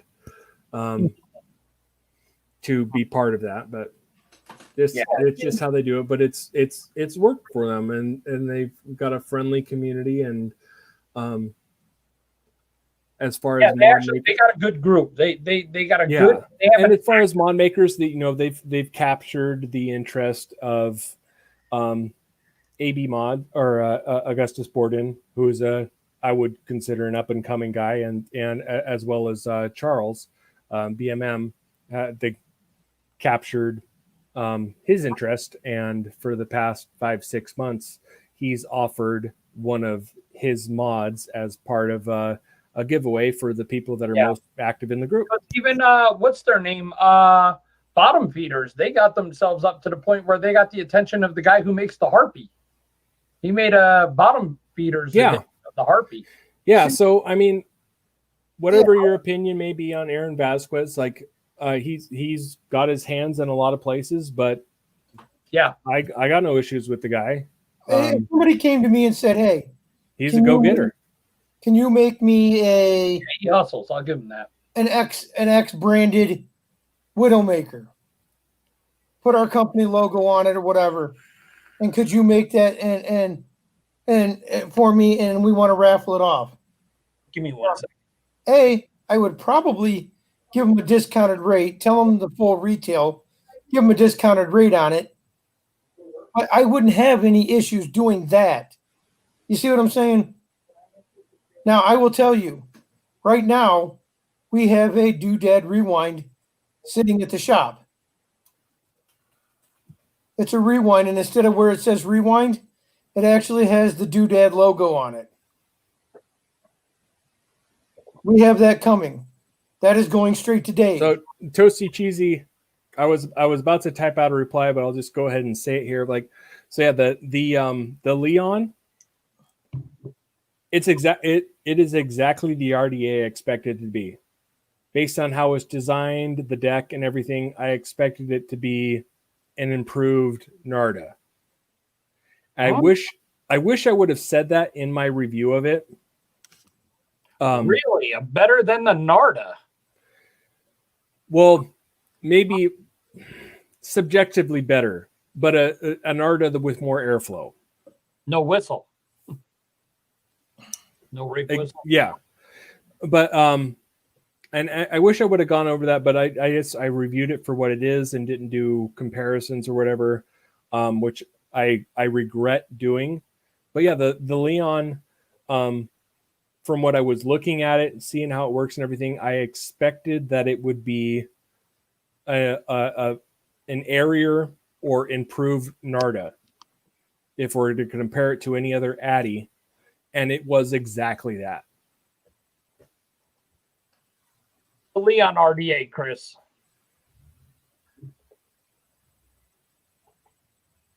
What? John? Fucking getting out this early? You fucking quitter. Hey, but Chris. yeah, and I wish I would have done that aspect, but I to be an objective reviewer and keep things neutral. Yeah, like it is beneficial to compare stuff to, but for some reason when I was doing the review for it, I didn't make those comparisons and kept them separate, kept them their own things, because the Nard has been out for a long time, and it's been a long time since I've actually used one. No, I gotcha. I would love to. My problem is I thought I was entering in for the first of the 5-year anniversary Nardas. And I was in. You and me both. We both struck out on both of the polls so far. Yeah, Nick won. Fucking Nick won. Yeah. I was so excited. I thought I won. I'm jumping up and down. And when I messaged Narek, I was like, cool. How do I get my link? What I want my Narda. And he goes, Narda. And I was like, what do you mean? He goes, no, you won the Naria. I'm like, you motherfucker. I was like, so I bought it. So I got on the Narya standby list. That's how I got my Narya. Yeah. But I did when he posted the results for the latest 5th anniversary draw. I was like, God, even in death, Nick is the lucky motherfucker. You know what? In on that, he said it was open a couple months ago, and it's not going to get opened again. The list, so the master list. Yeah, I didn't get on it because I didn't know about it. I wasn't a member of the group at that time. Sucks. I think he replied to your comment. I think he said you were on it.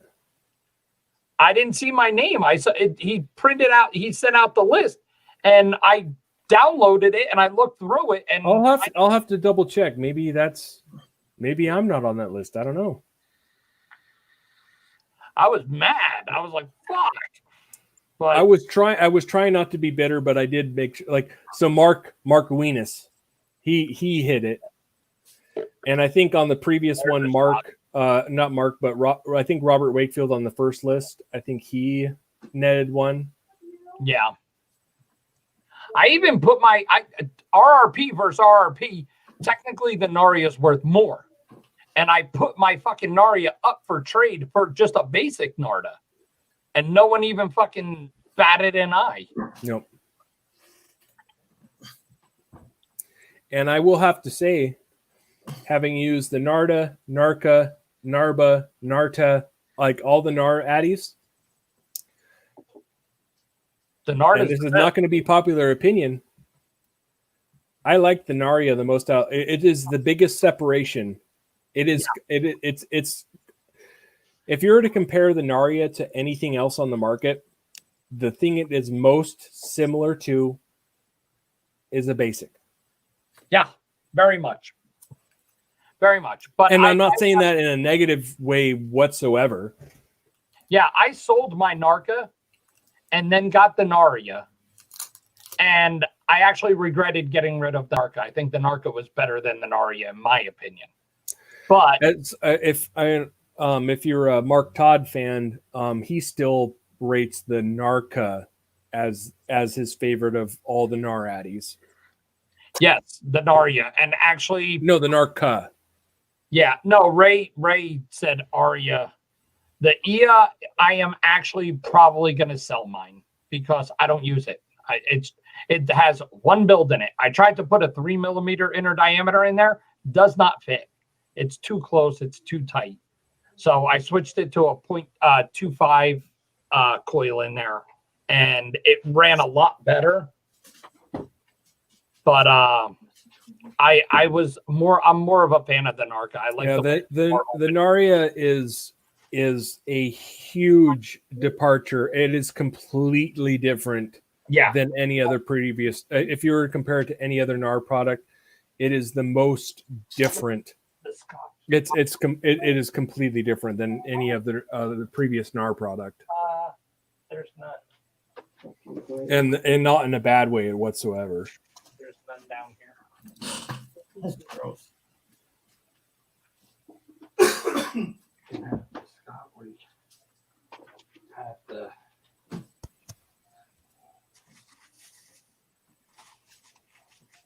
Yeah, if I was to compare the Narya to anything else on the market as far as similar vape experience, the basic 1.1 is probably the most. Yes, Ray, they are the most similar. I'm Ray. Yeah, Mike. Yeah, what you said. They are round wire catered. Yeah, I'm not a NAR RDA fanboy. I've never been. I don't like any of them. And my usual build in a single coil devices. I typically do fused aliens, whether they're 26 core or if I'm doing higher ohm, 28 or even sometimes 30. I usually core. Tri-core Clapton.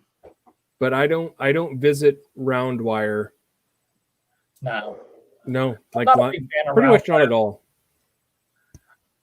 I understand there's a lot of people who love their round wires, but I feel that a tri-core fused Clapton is more than enough flavor and performance for me. Yeah, I know. Nick Pinkerton was a huge SSV TI on even mechanical devices. Really? Yep. Ooh. Now I do. That Nick was big on the SSV TI on mechanical devices. I do have that fuse zipper sitting at the shop right now. I believe that's what's in my BTD on the Spartan. So like my preferred coil build, I know we'll lead into this so we got that build map project still going up, but like as far as my preferred coil build goes, it's either triple 28 gauge wrapped in 38 gauge or triple 30 gauge wrapped in 40 gauge full Canthal. Yes, I do dual 28 gauge wrapped in 36 to 38. And actually, Bill, I was talking with Batman here the other day. I was because he was planning on doing like some sort of build mat thing. I was like, yeah, we have a build mat thing going underway, and we're planning on putting all of the reviewers or affiliated people and actually on the mat putting their preferred coil builds on there. I was like, don't worry, if we have Batman on the mat, we know we can list the materials, cores, and everything your preferred coil, and when it comes to resistance, we'll just put hashtag mind your fucking business.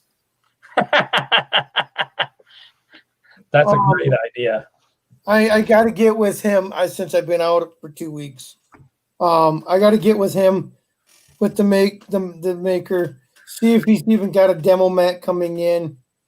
If not, I am going to be pushing on him a little harder to start getting it. I've been working on the layout. I've got it on my computer at the shop right now.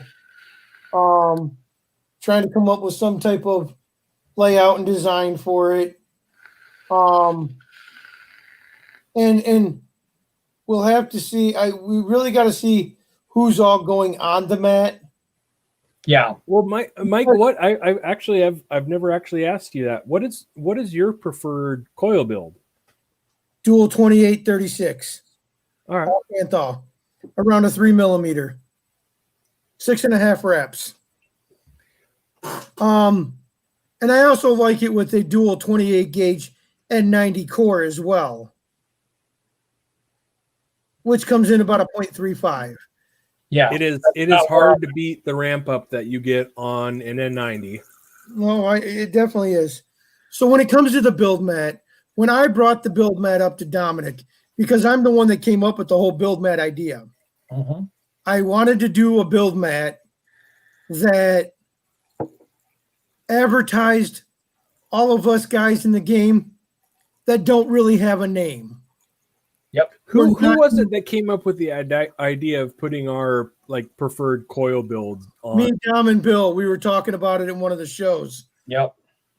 And I says, well, why don't we just have our name and our build coil under Yeah, it? it morphed into that because I told them we should put a like the one build mat I have, it has coils and what their ohms and stuff like that, what types of coils, what materials and stuff. And that's when Mike and Dom and I were saying that we should just put our preferred builds, what we like, our preferred coil builds. But the main thing behind this is that the whole main point was a year and a half ago, all the big companies went on a build mat. Yep. All the big companies got their build mat. You mean the Squonk America mat? Yes. And which actually, everybody here around, all of us small time guys didn't get dick shit. So my theory was, as I wanted to do a build mat, damn near the size of a Coil Master build mat, and I wanted to put the small guys on there, mainly basing it around mainly our personal inner circle, our tight knit, real tight circle, and allowing some other people to come in that have a little bit of a name, but they're not the top dog on the market, and they're not getting the recognition that they need. Maybe if we throw their name on our mat, they'll get a little bit more recognition. It's more of a help the small guy, screw the big guy right now. The main thing I said was that Robert would probably appreciate is I wanted the mat 3 mil thick with finished edges. That was my main thing. Exact same thing as the Coil Master. And the other thing is that I'd want our logos the biggest of the logos. We're the main ones doing this. Okay, so when me and Dom were talking about that, and I was putting our logos down, I do want ours to be a little bit prominent. Oh yeah, not like huge, but I don't want it to be arrogantly prominent. I want it to be done very tasteful. Yeah. You know, it's not about me. It's not about you, Bill. It's not about Dom. It's about the collective of smaller names in this industry. And that was the whole point of it. You know, we're gonna have our builder side, our maker side. We got the reviewers are gonna have their section. Yeah. You know, it's a matter of I wanted it to be a general advertisement. If you put Donald Trump on that mat, I cannot endorse it. Yep.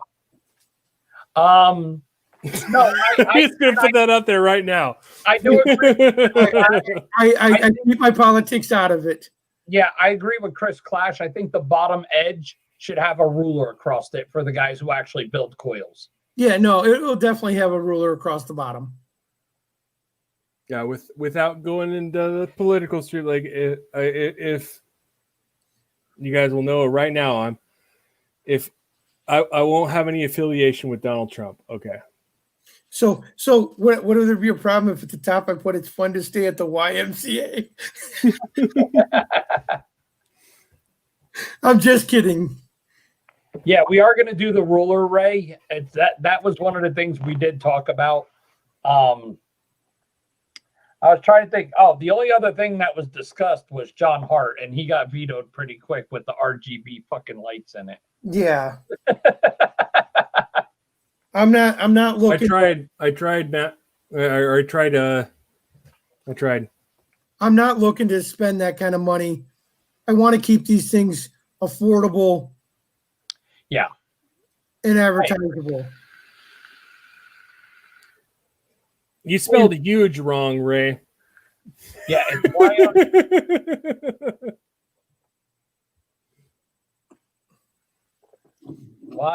Youge. Huge. But that was my whole theory when I brought up China is spelled with a G and a Y. Joina. Plus, we're getting ready. I'm getting ready to do some t-shirt drops as well.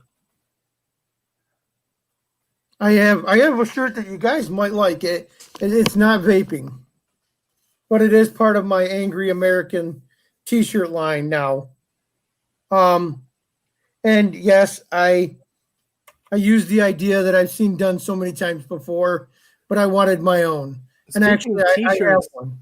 Speaking of t-shirts, I'm kind of like that was another piece of community news. Is RJ is venturing down a clothing line, or marketing the wicked line to clothing. Mm-hmm. And sadly, the quality of the clothing that was produced thus far for his line was not up to par, and he has decided to, like, he's like, I can't put this out. Like, that's some fucking integrity for you. There is. Yep. People have already paid. Bear in mind, people have already paid for what it's produced. Yep. And it doesn't hit his and the samples he got and everything didn't hit his standards or what he wants to have his name on. And he is refunding or has refunded everybody that has paid to have those products made. That is fucking integrity for you right there. Yeah, no, RJ's a really good guy. So the shirt that I'm referring to that we've got coming is the 1776 13 stars. It's a 13-star circle, and it says 1776 in the middle. Is one of our first shirts that we're doing. Has nothing to do with the vape stuff, but it will be on my site. It's just part of the whole clothing line that I'm working on getting put together. Now, there will be a lot of vape-based t-shirts as well. What's the name of the line going to be? The Angry American. What is it? Angry American.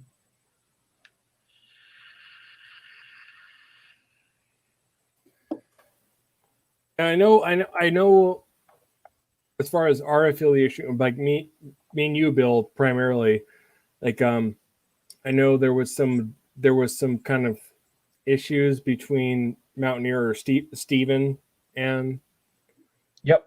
that line. Yeah, he had some issues with them. Something about stuff that was promised that was never delivered. And the thing is, I can't get too critical on that because it wasn't like it was. It's a tough one because it's free stuff, and I understand. Yeah, that's like I think that's what it's like. It's free stuff. But so the thing is, if no cash has been exchanged, and you're not out anything. Yeah, but in the same token, be a man of your word. If you promise something, deliver. And that's the other aspect of it, of the time is money thing. But like, well, Buddy Linga from King Termite did that to me. He was like, "Oh yeah, I got this," and I showed pictures to Mike and the other guys in a private group. This is the mod I have coming, and he told me, "This is your mod. It's already packaged, ready to go."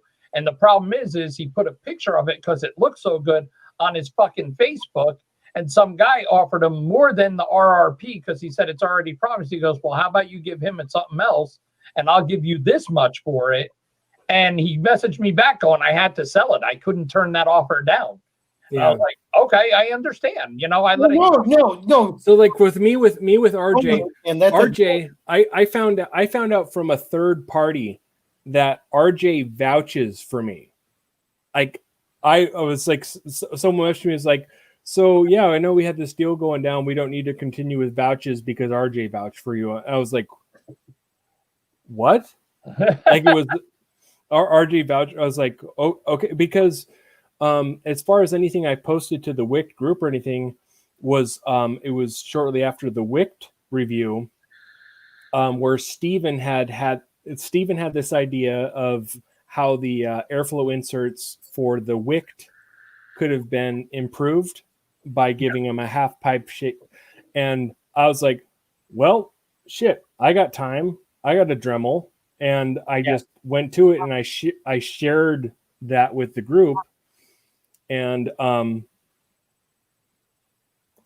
they never did anything with it. But apparently I got in the inner circle after that of showing like, so this is what I did with the Wicked. I liked it. It was all right before, but I did this and it was simple. Yeah. This is how I did it. And apparently I got on the good grade. I mean, granted, I've never received I've never got priority or an unfair advantage or anything for free out of it. No, I was the first person who messaged him told him that you should. Oh, I thought it was an excellent idea. It's just Steven didn't have the equipment to actually do anything with the idea. So it's like it wasn't even my idea, and I even made that clear. I was like, "This isn't my idea, but I have the tools to do it," and I did what Steven's idea was, and I was like, "No, you were spot on. Your idea recognized me." He said I was the first person to message him about making the airflow removable with an O-ring, a small fat O-ring, and he gave me recognition for being the first person. But the funny thing is, no one else in the group did. I was like, "Well, what's kind of stuck is they did have prototypes. I saw Ross had shared some of the prototypes of the Wicked RDA with the O-ring inserts. It never came to fruition, and it was a shame because it's like that was a good idea. It was fairly easy to implement. Yeah, we were the ones. I talked to Ross about it. I talked to RJ about it. We were sitting there going back and forth, but it kind of like just failed. And then on the second iteration, they did it. They did it on the Rewicked. Yeah. And I can't say that it was like 100% like that was Steven's brainchild or his input or anything. Knowing how this community thinks and modders think, like there was probably an idea. Their idea. I know that. But like when I found out like RJ was vouching for me on stuff and like he's super responsive to messages, like kind of kind of blew me away. I was like, Yeah. RJ knows who I am. Like I'm a little guy, but he like I had that the first time I did. I was doing a buy sell trade, and we were laughing because it wasn't the first time, but it was one of my first big ones where it was a higher end mod and stuff like that. And I messaged the people that I knew the best at the time, and excuse me, when I started the live vouch thread, the first 3 people to respond and vouch for me were Scott from Squonk America, Scott McCann, Mark Bowen, and then Tony B. And the guy's like, yeah, you're good. Yeah, like, we're good. I was like, dude, that was the best feeling in the world, having people like that vouch for me. That really was. yeah, and especially since like my what I had provided to the group or like was modifying their product. Like it what Yeah. I was like, yeah, it's it's all right, but if you do this, it's better. And that's what I like to see is like someone is looking at it and at a modder looking at someone modding their product. Yeah. And instead of taking an offense to it, it's just like instead it kind of more or less embraced it, I guess. Yeah, take it in stride. I'd like to think that there's a lot of people that know who I am, and I'm sure there is. Just take you guys said RJ. I'm pretty sure RJ knows who I am. Yeah. He knows of me, the type of person I am, because of Dave. Mind you, him and Dave are very, very, very close. Oh yeah, they are. But I can't say. And Charles too. Yeah, but I can't say how these other people feel about me because I don't talk to them on a personal level. So that like Mike, on a side note, that's what's kind of confusing is like you're super tight with Dave.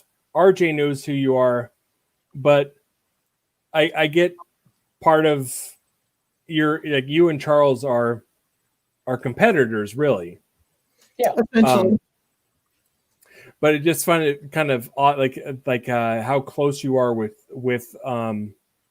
Dave, and Dave is super tight with RJ and Charles.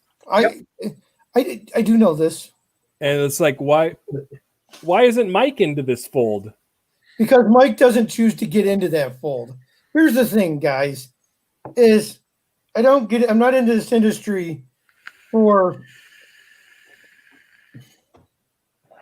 I don't want to be the guy, oh, dude, he knows this guy, and this guy, and this dude's got so much clout. It's not what I'm here for. Okay, Yeah. So I don't jump on bandwagons. I don't sit there and spend my entire day hitting up these other big name people just to create a friendship or some kind of camaraderie between them. Not that I have any issues with most of them. It's just I'd rather spend more of that time on my products, on my store. And Mike, that is so like you have these giants that you could be standing on the shoulders of, and you choose not to. And that's humbling and very admirable of you. Thank you. And that's the thing. I have more. Okay, so Dave got big because he went out and he connected. He socialized. Yeah. Okay. He made a social circle. Okay. And Charles made a social circle at one time. And RJ had his social circle. Yeah, I honestly can't say enough good things about RJ. Like that is at the end of the day, that is crazy to completely just no, I'm not going to send these products because they don't hit my standard when they've already been paid for. Like, just be like, I'm going to give you your money. Like, well, given the state that his region and everything, like how much he gives back. I'm going to tell you the truth. Him being in the Philippines, phenomenal. He makes a lot of money. He makes a lot of money. But that's besides the point. He is a good guy and he does good business. And I'm not going to say I envy him because I do the same thing, but it's very admirable. He runs an admirable company. And it was where I was going with that is my social circle may not be giants of this industry when it very well could be. But I don't need giants to work in the hearts of men. If that makes any sense to you. I just don't need it. And if they want to come, if somebody wants to come and befriend me, great. I have no problems being friends with these people. I'm just not going to spend my time going out of my way to use them to promote myself. It's not the kind of business I like to run. Yeah, Toasty Cheesy. So as far as RJ stuff goes, as far as stuff that RJ's been involved in, I think, in my opinion, still the best thing that he's done is the kaiju. Was that when he was back before Wicked? Yeah, yep, that was before. I do know a little bit about the previous company. Yeah, the kaiju is still it's still one of my top 5 RDA single coil RDAs.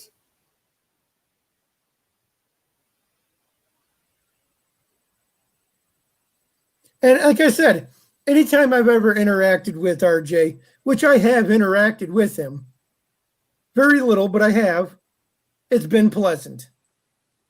And Dave talks very highly of him. Oh, he is a stand-up guy. He's true to his word. I know Steve has kind of had some stuff that contrary to that, but where I kind of discount it is it comes down to like free shit. Free shit's free shit. You know what I mean? If you get it good. If you don't, you don't. Shit happens. Yeah. But it does. But I get Steve's argument too. It's like you have this Discord with someone, they promise you something, they don't deliver. You end up paying for it. You still put out a favorable review, and you still kind of get put on the back burner. Okay, so here's the thing. I get that aspect. Take this, okay? Is okay. So you reviewers you get free stuff. The reviewers get free stuff. Okay. Yes, we want the reviewers to do our reviews. Okay. But me giving out my free money is not always on the top of the priority list when business is business. Yeah. Sometimes the free guys get the back burner. Prime example, take Mark Linkus, okay? And I'm not going to say free because it was never going to be free. Mark has to pay more. Mark put in for a truck, and I says, don't pay me right now. I got a lot on my plate. We'll get it done, but don't pay me right now. Yeah. Well, Mark got put on the back burner. I told him, don't pay me. Well, about 4 or 5 months go by, and I found out that he had already paid me when he had the money, and I didn't notice it. And then I'm like, well, shit, dude, I told you don't pay me. He goes, well, I wanted to send it when I had it. I get it. The mod went out the very next day. But not that I was putting Mark off. I was putting it towards more of the paying customers at that moment, not realizing he was already one as well at the time. Yeah. You know, it's you try to organize importance, and sometimes the free stuff gets forgot. And it's not that we're trying to be dicks, but our plates are so full. You getting something for free is not always on the top of my mind. Yeah. I mean, I can probably only account for at least 1 or 2 sales that you've had being directly a result of myself. Right. which is nothing. It's really it's nothing. Yeah. Tover, I wish my plate had a spot of emptiness on it, because here's the thing with my plate, it's full. It's a very full plate. And then you get people that stack the comp jobs and the do this for a buddy or hook a friend up. And those get put on the plate. And then they don't realize when you don't get to that spot of the plate fast enough. That's because you're trying to clear off the stuff that's already been taken care of. You got to eat the food that's already been paid for. And damn it, Mike, there's starving kids in China. Yeah, well, I wish I could share. So, it's like I said, and our brains can only handle so much, and just because you messaged me and wanted me to do something for you, and I told you I could, I really can, and I mean I'm going to do it. But so did 900 other people message me, and I promised them the same promise that I promised you. And then it's like, where did you take on too much? Because now your mind starts conjumbling. And you don't, and I can say this from personal experience, you don't play favorites. My money isn't any better than anybody else's. No. Agreed. No, obviously. Even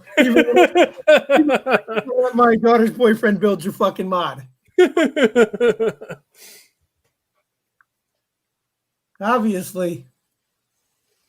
And that's not a negative at all. That's just like, that's you do business how it should be done. I respect everybody as who they are. Yeah. Everybody's products that I manufacture mean just as much to me as the one I did just before it. So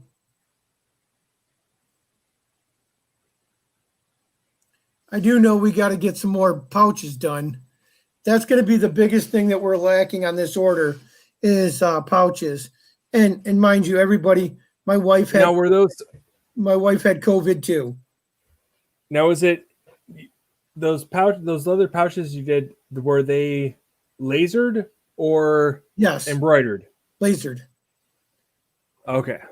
That was the batch right before me.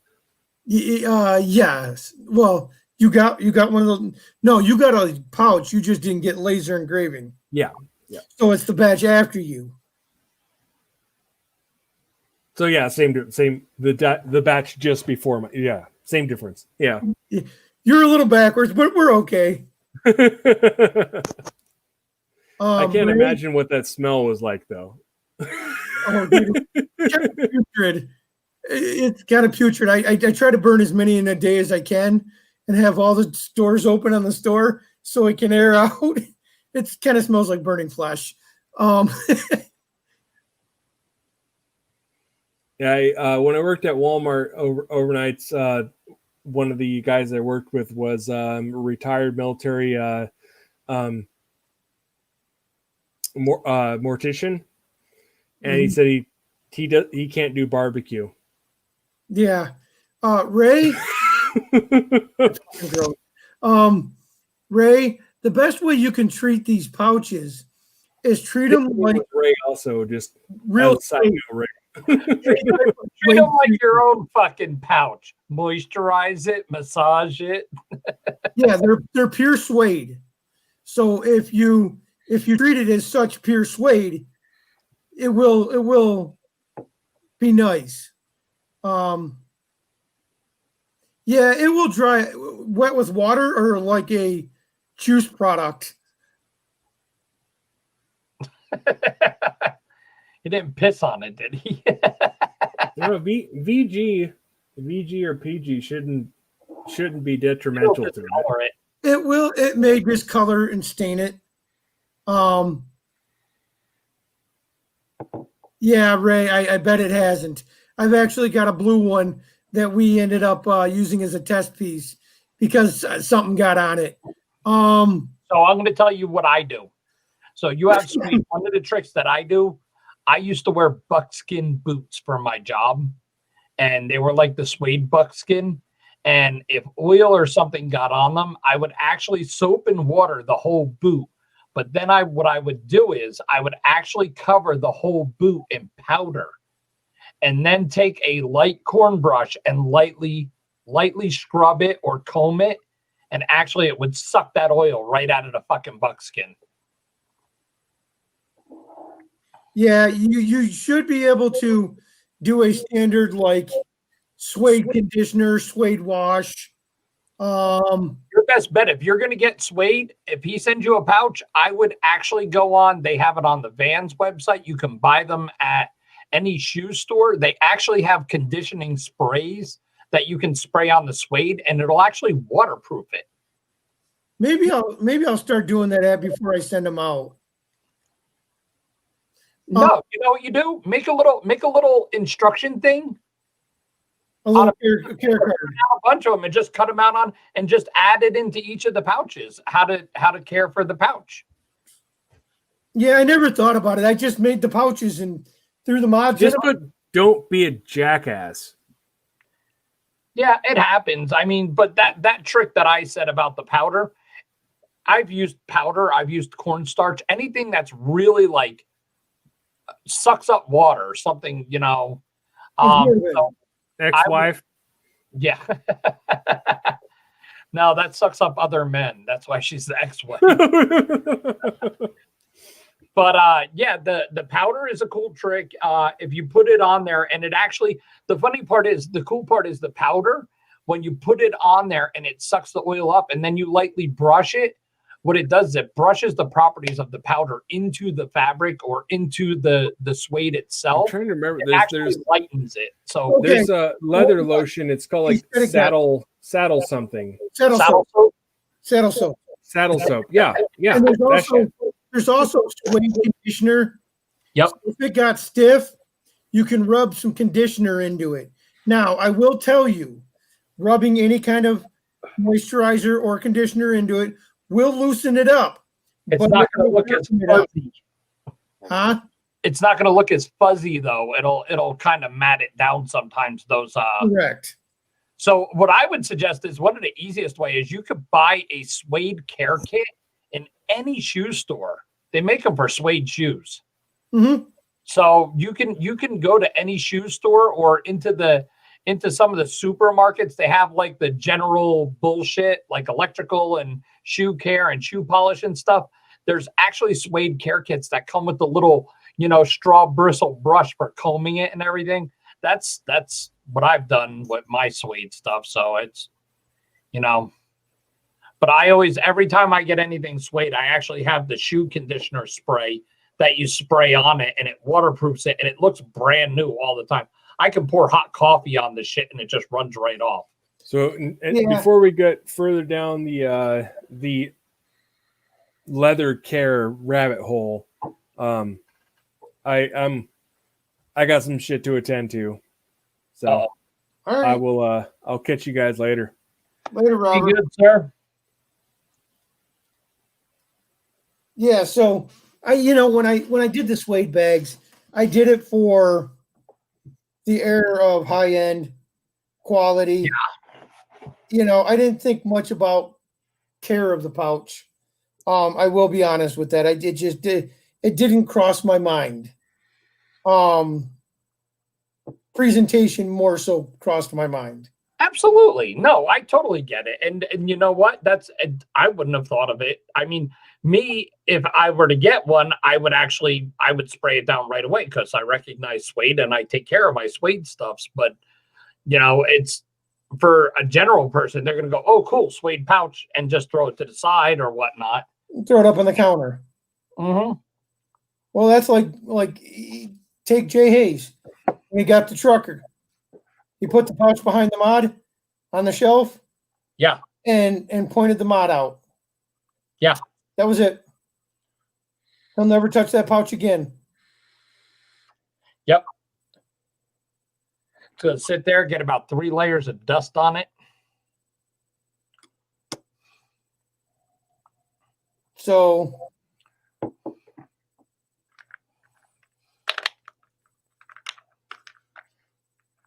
Ugh. All right. Well, it's just us and Ray. I think Chris even bailed out on us. yeah, I ain't seen him post in a minute. So, you know, like I said, it was all out of this display. We even thought about spending the money on boxes and doing laser engraved wooden boxes, and it's just Yeah. with everything that I give with a mod. How far do you go when you're giving too much? Exactly.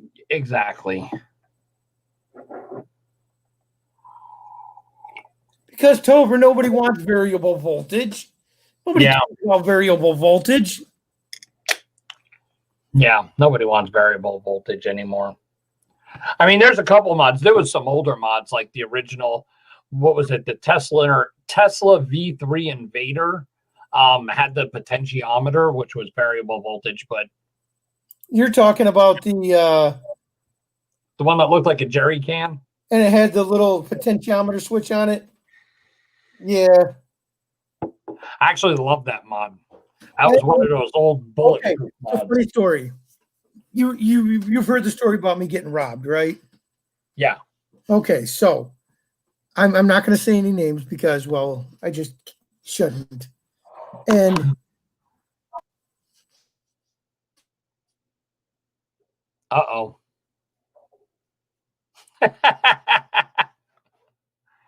He hit something and froze. okay, and There you it's a bit beat up. Okay, and it's not the greatest. I don't know what you were saying. You froze for a few minutes there. Oh, the whole thing did. So after I got robbed, I got the stuff back from the police department. Yeah. And inside that, one of the mods that was stolen was that Tesla, the brass one with the samurai head on it. Oh yeah, all right. So I get it back, and I have it all there. And one of my customers, gay guy, comes in, and hold on a second.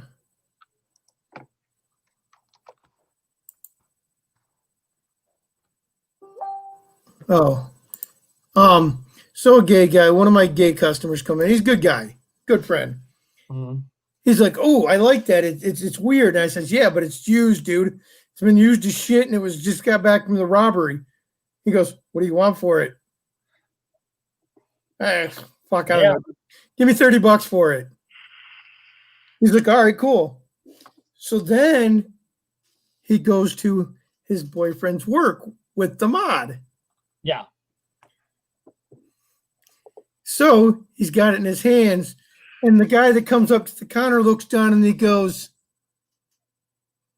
"Hey, I had a mod just like that."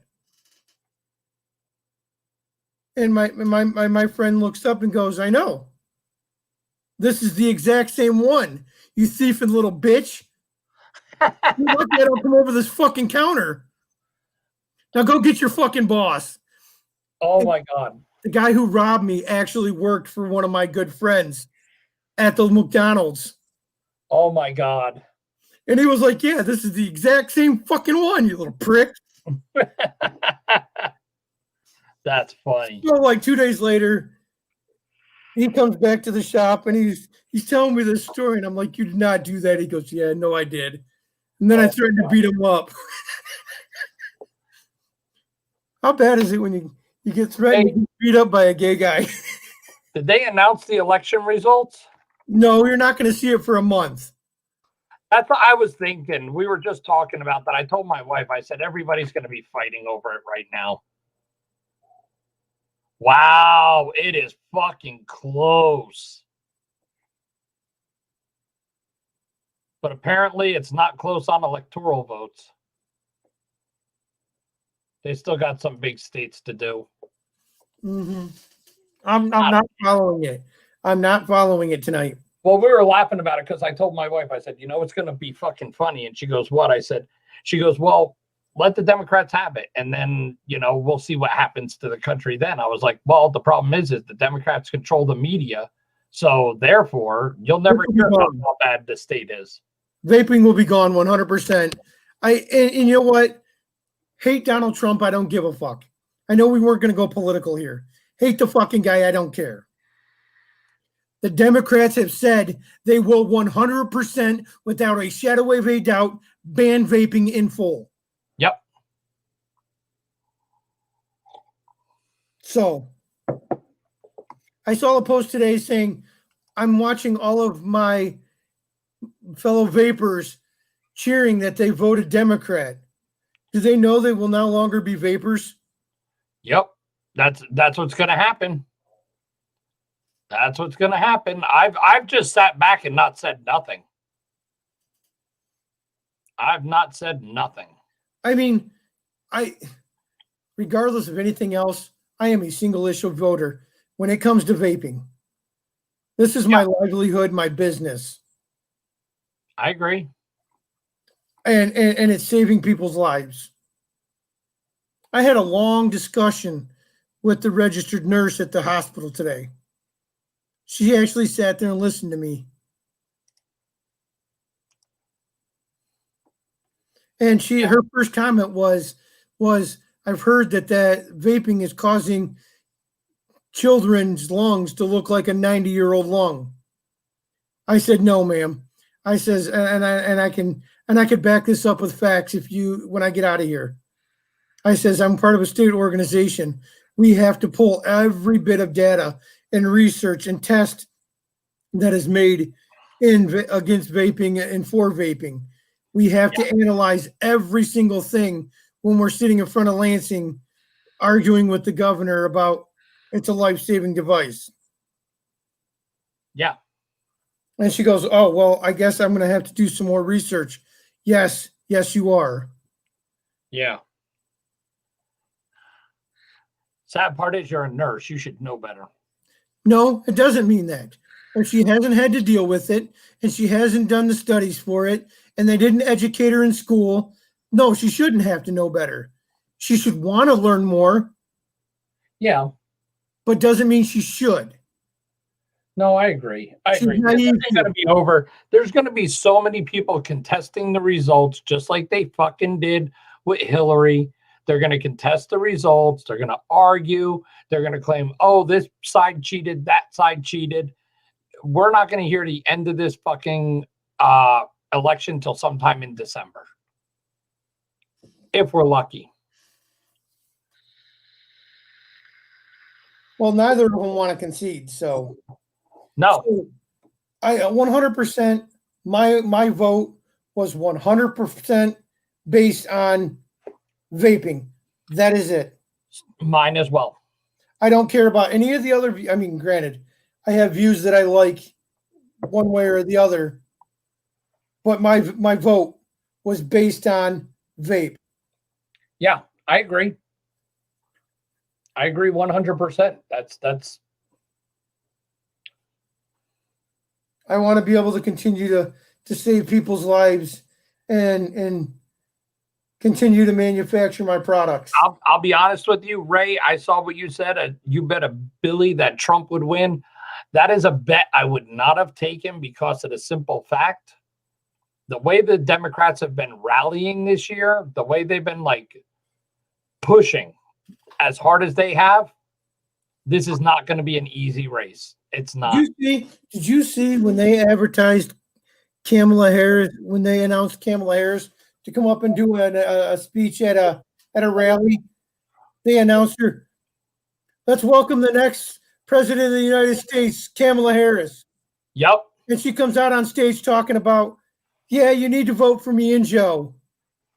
Wait a minute. She just called you the president. Yep. Oh, I'll guarantee you, if they win, Joe will fucking figure out a way to bow out in the first year and give her the presidency. Dementia. Yeah.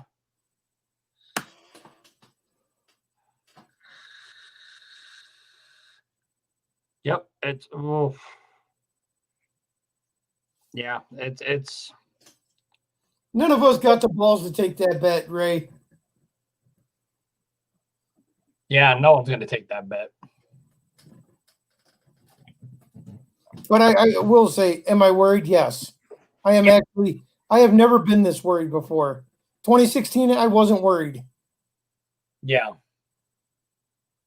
Yeah, this one, I'm telling you right now, neither one of them are going to concede until there is a solid, clear-cut winner. Yep. If there is any shadow of a doubt, neither one of them are going to concede, regardless of who wins the election.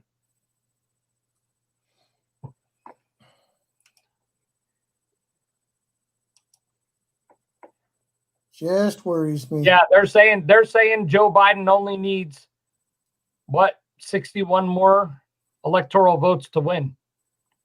Trump's still 140 away.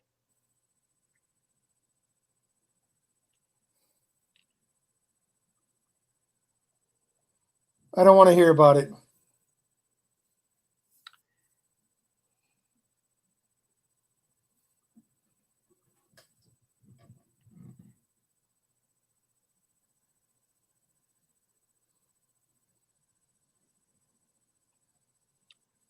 Yeah.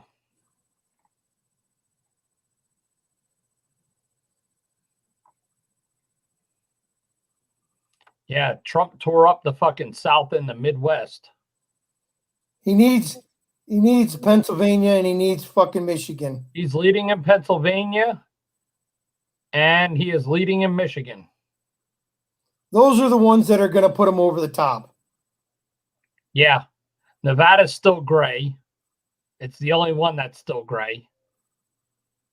Oh, no, excuse me. Nevada, Alaska, and Hawaii, but who gives a shit about them?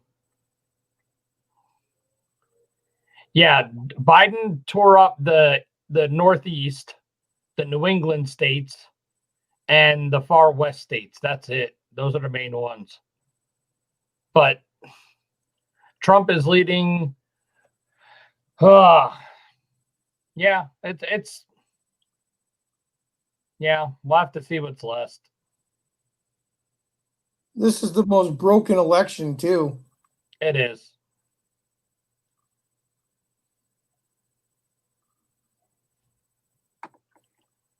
So sad. Mm-hmm. So sad. And the worst part is right now it's become a matter of, we're no longer voting for who's the better president. We're voting for who's the lesser of two evils. There's no shit going on there now. I'm voting for the one that's not going to put me out of business. I agree.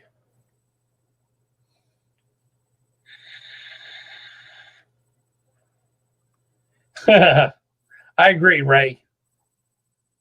I need my stimulus check. I want a new mod. That's coming too.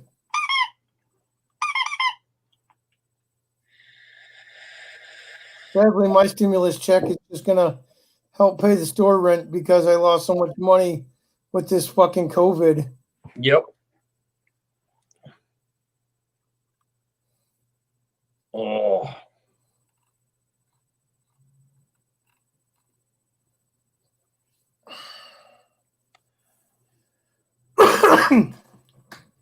Sinuses are still pretty fucked up, a little congested.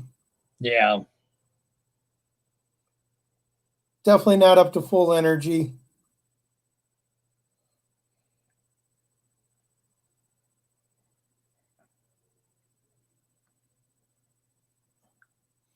Oh, I saw he voted today, Ray.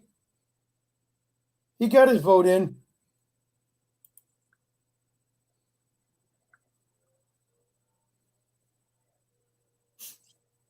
Literally, I saw a Facebook post, picture of Epstein, and on a shirt it said, "I voted." Nice. Yep.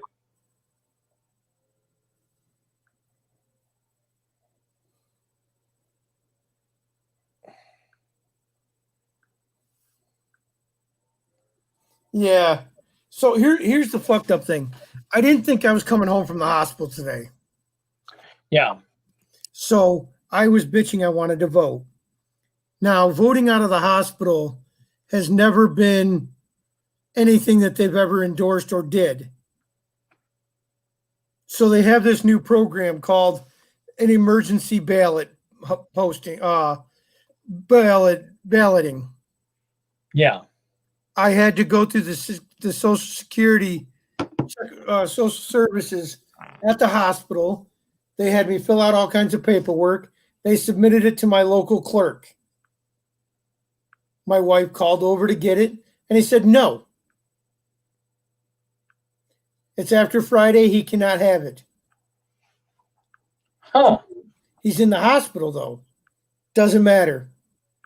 She goes, okay. So she calls back. Social services call her back. Said, try again. So she calls back. Same guy goes on. A guy says, no. She goes, okay, fine.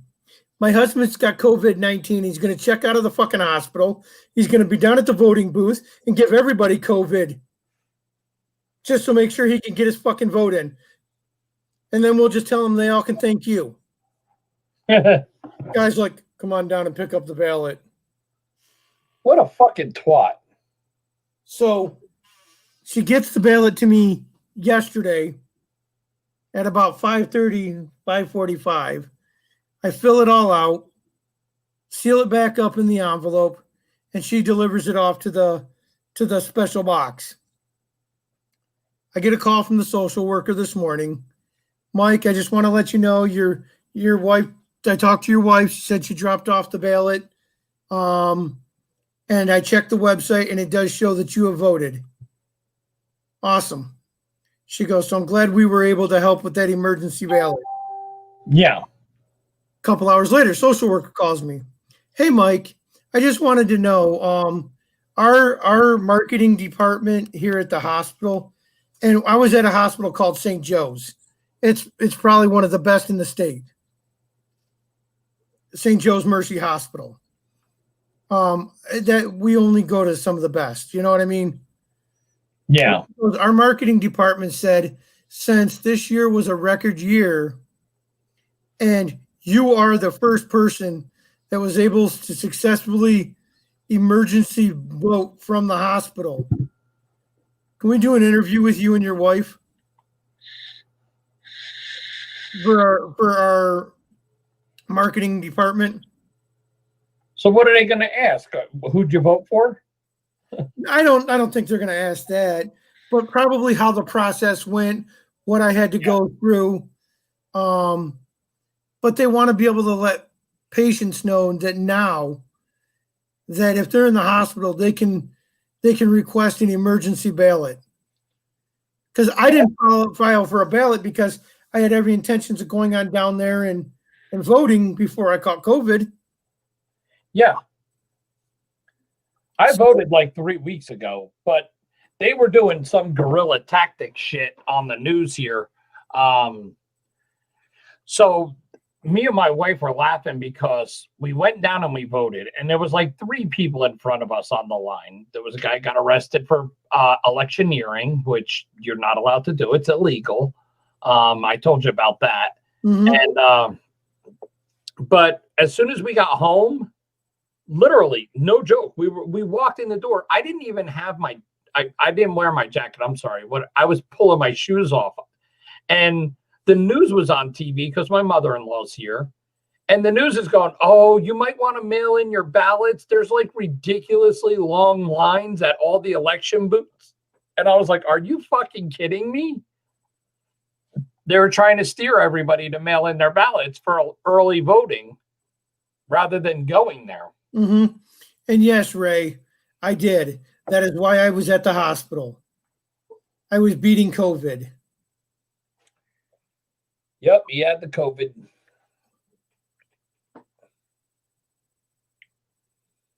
I'm a little congested, but all intents and purposes, the doctors say I've got a clean bill of health.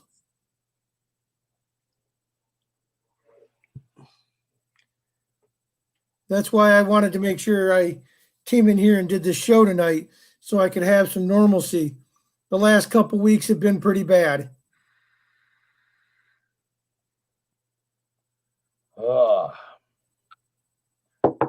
we've been on for 2.5 hours. It's 2 about hours time. and 39 minutes. Yeah. I think it's wound down time to call it.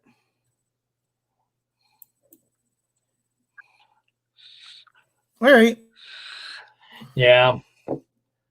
So Ray, who's I'm there? gonna just go Tober, watch some TV and nope, I'm gonna go in and take a hot fucking shower and hit the rack. suck my thumb. Well, glad to have you back. You were missed. Hold on. I want to answer Ray's question. Different than the flu. I wasn't bad. I mean, I had the sweats. But it was more of a stuttered breathing and just sweating all the time. All the time. It sucked, but I got through it. I'm beating it. It's just like I said, for all intents and purposes, it's gone. But it's not something I would wish on anybody directly. So if it doesn't hurt you, put a mask on. And believe me, I'm an anti-masker. I just don't want nobody to deal with what I just dealt with. But at the end of the day, you kind of need to get it to get immune from it. So take that with a grain of salt. And if you can get it, take it like a champ. If you can't, put a mask on. Yep. And thank you, Ray. Solid advice.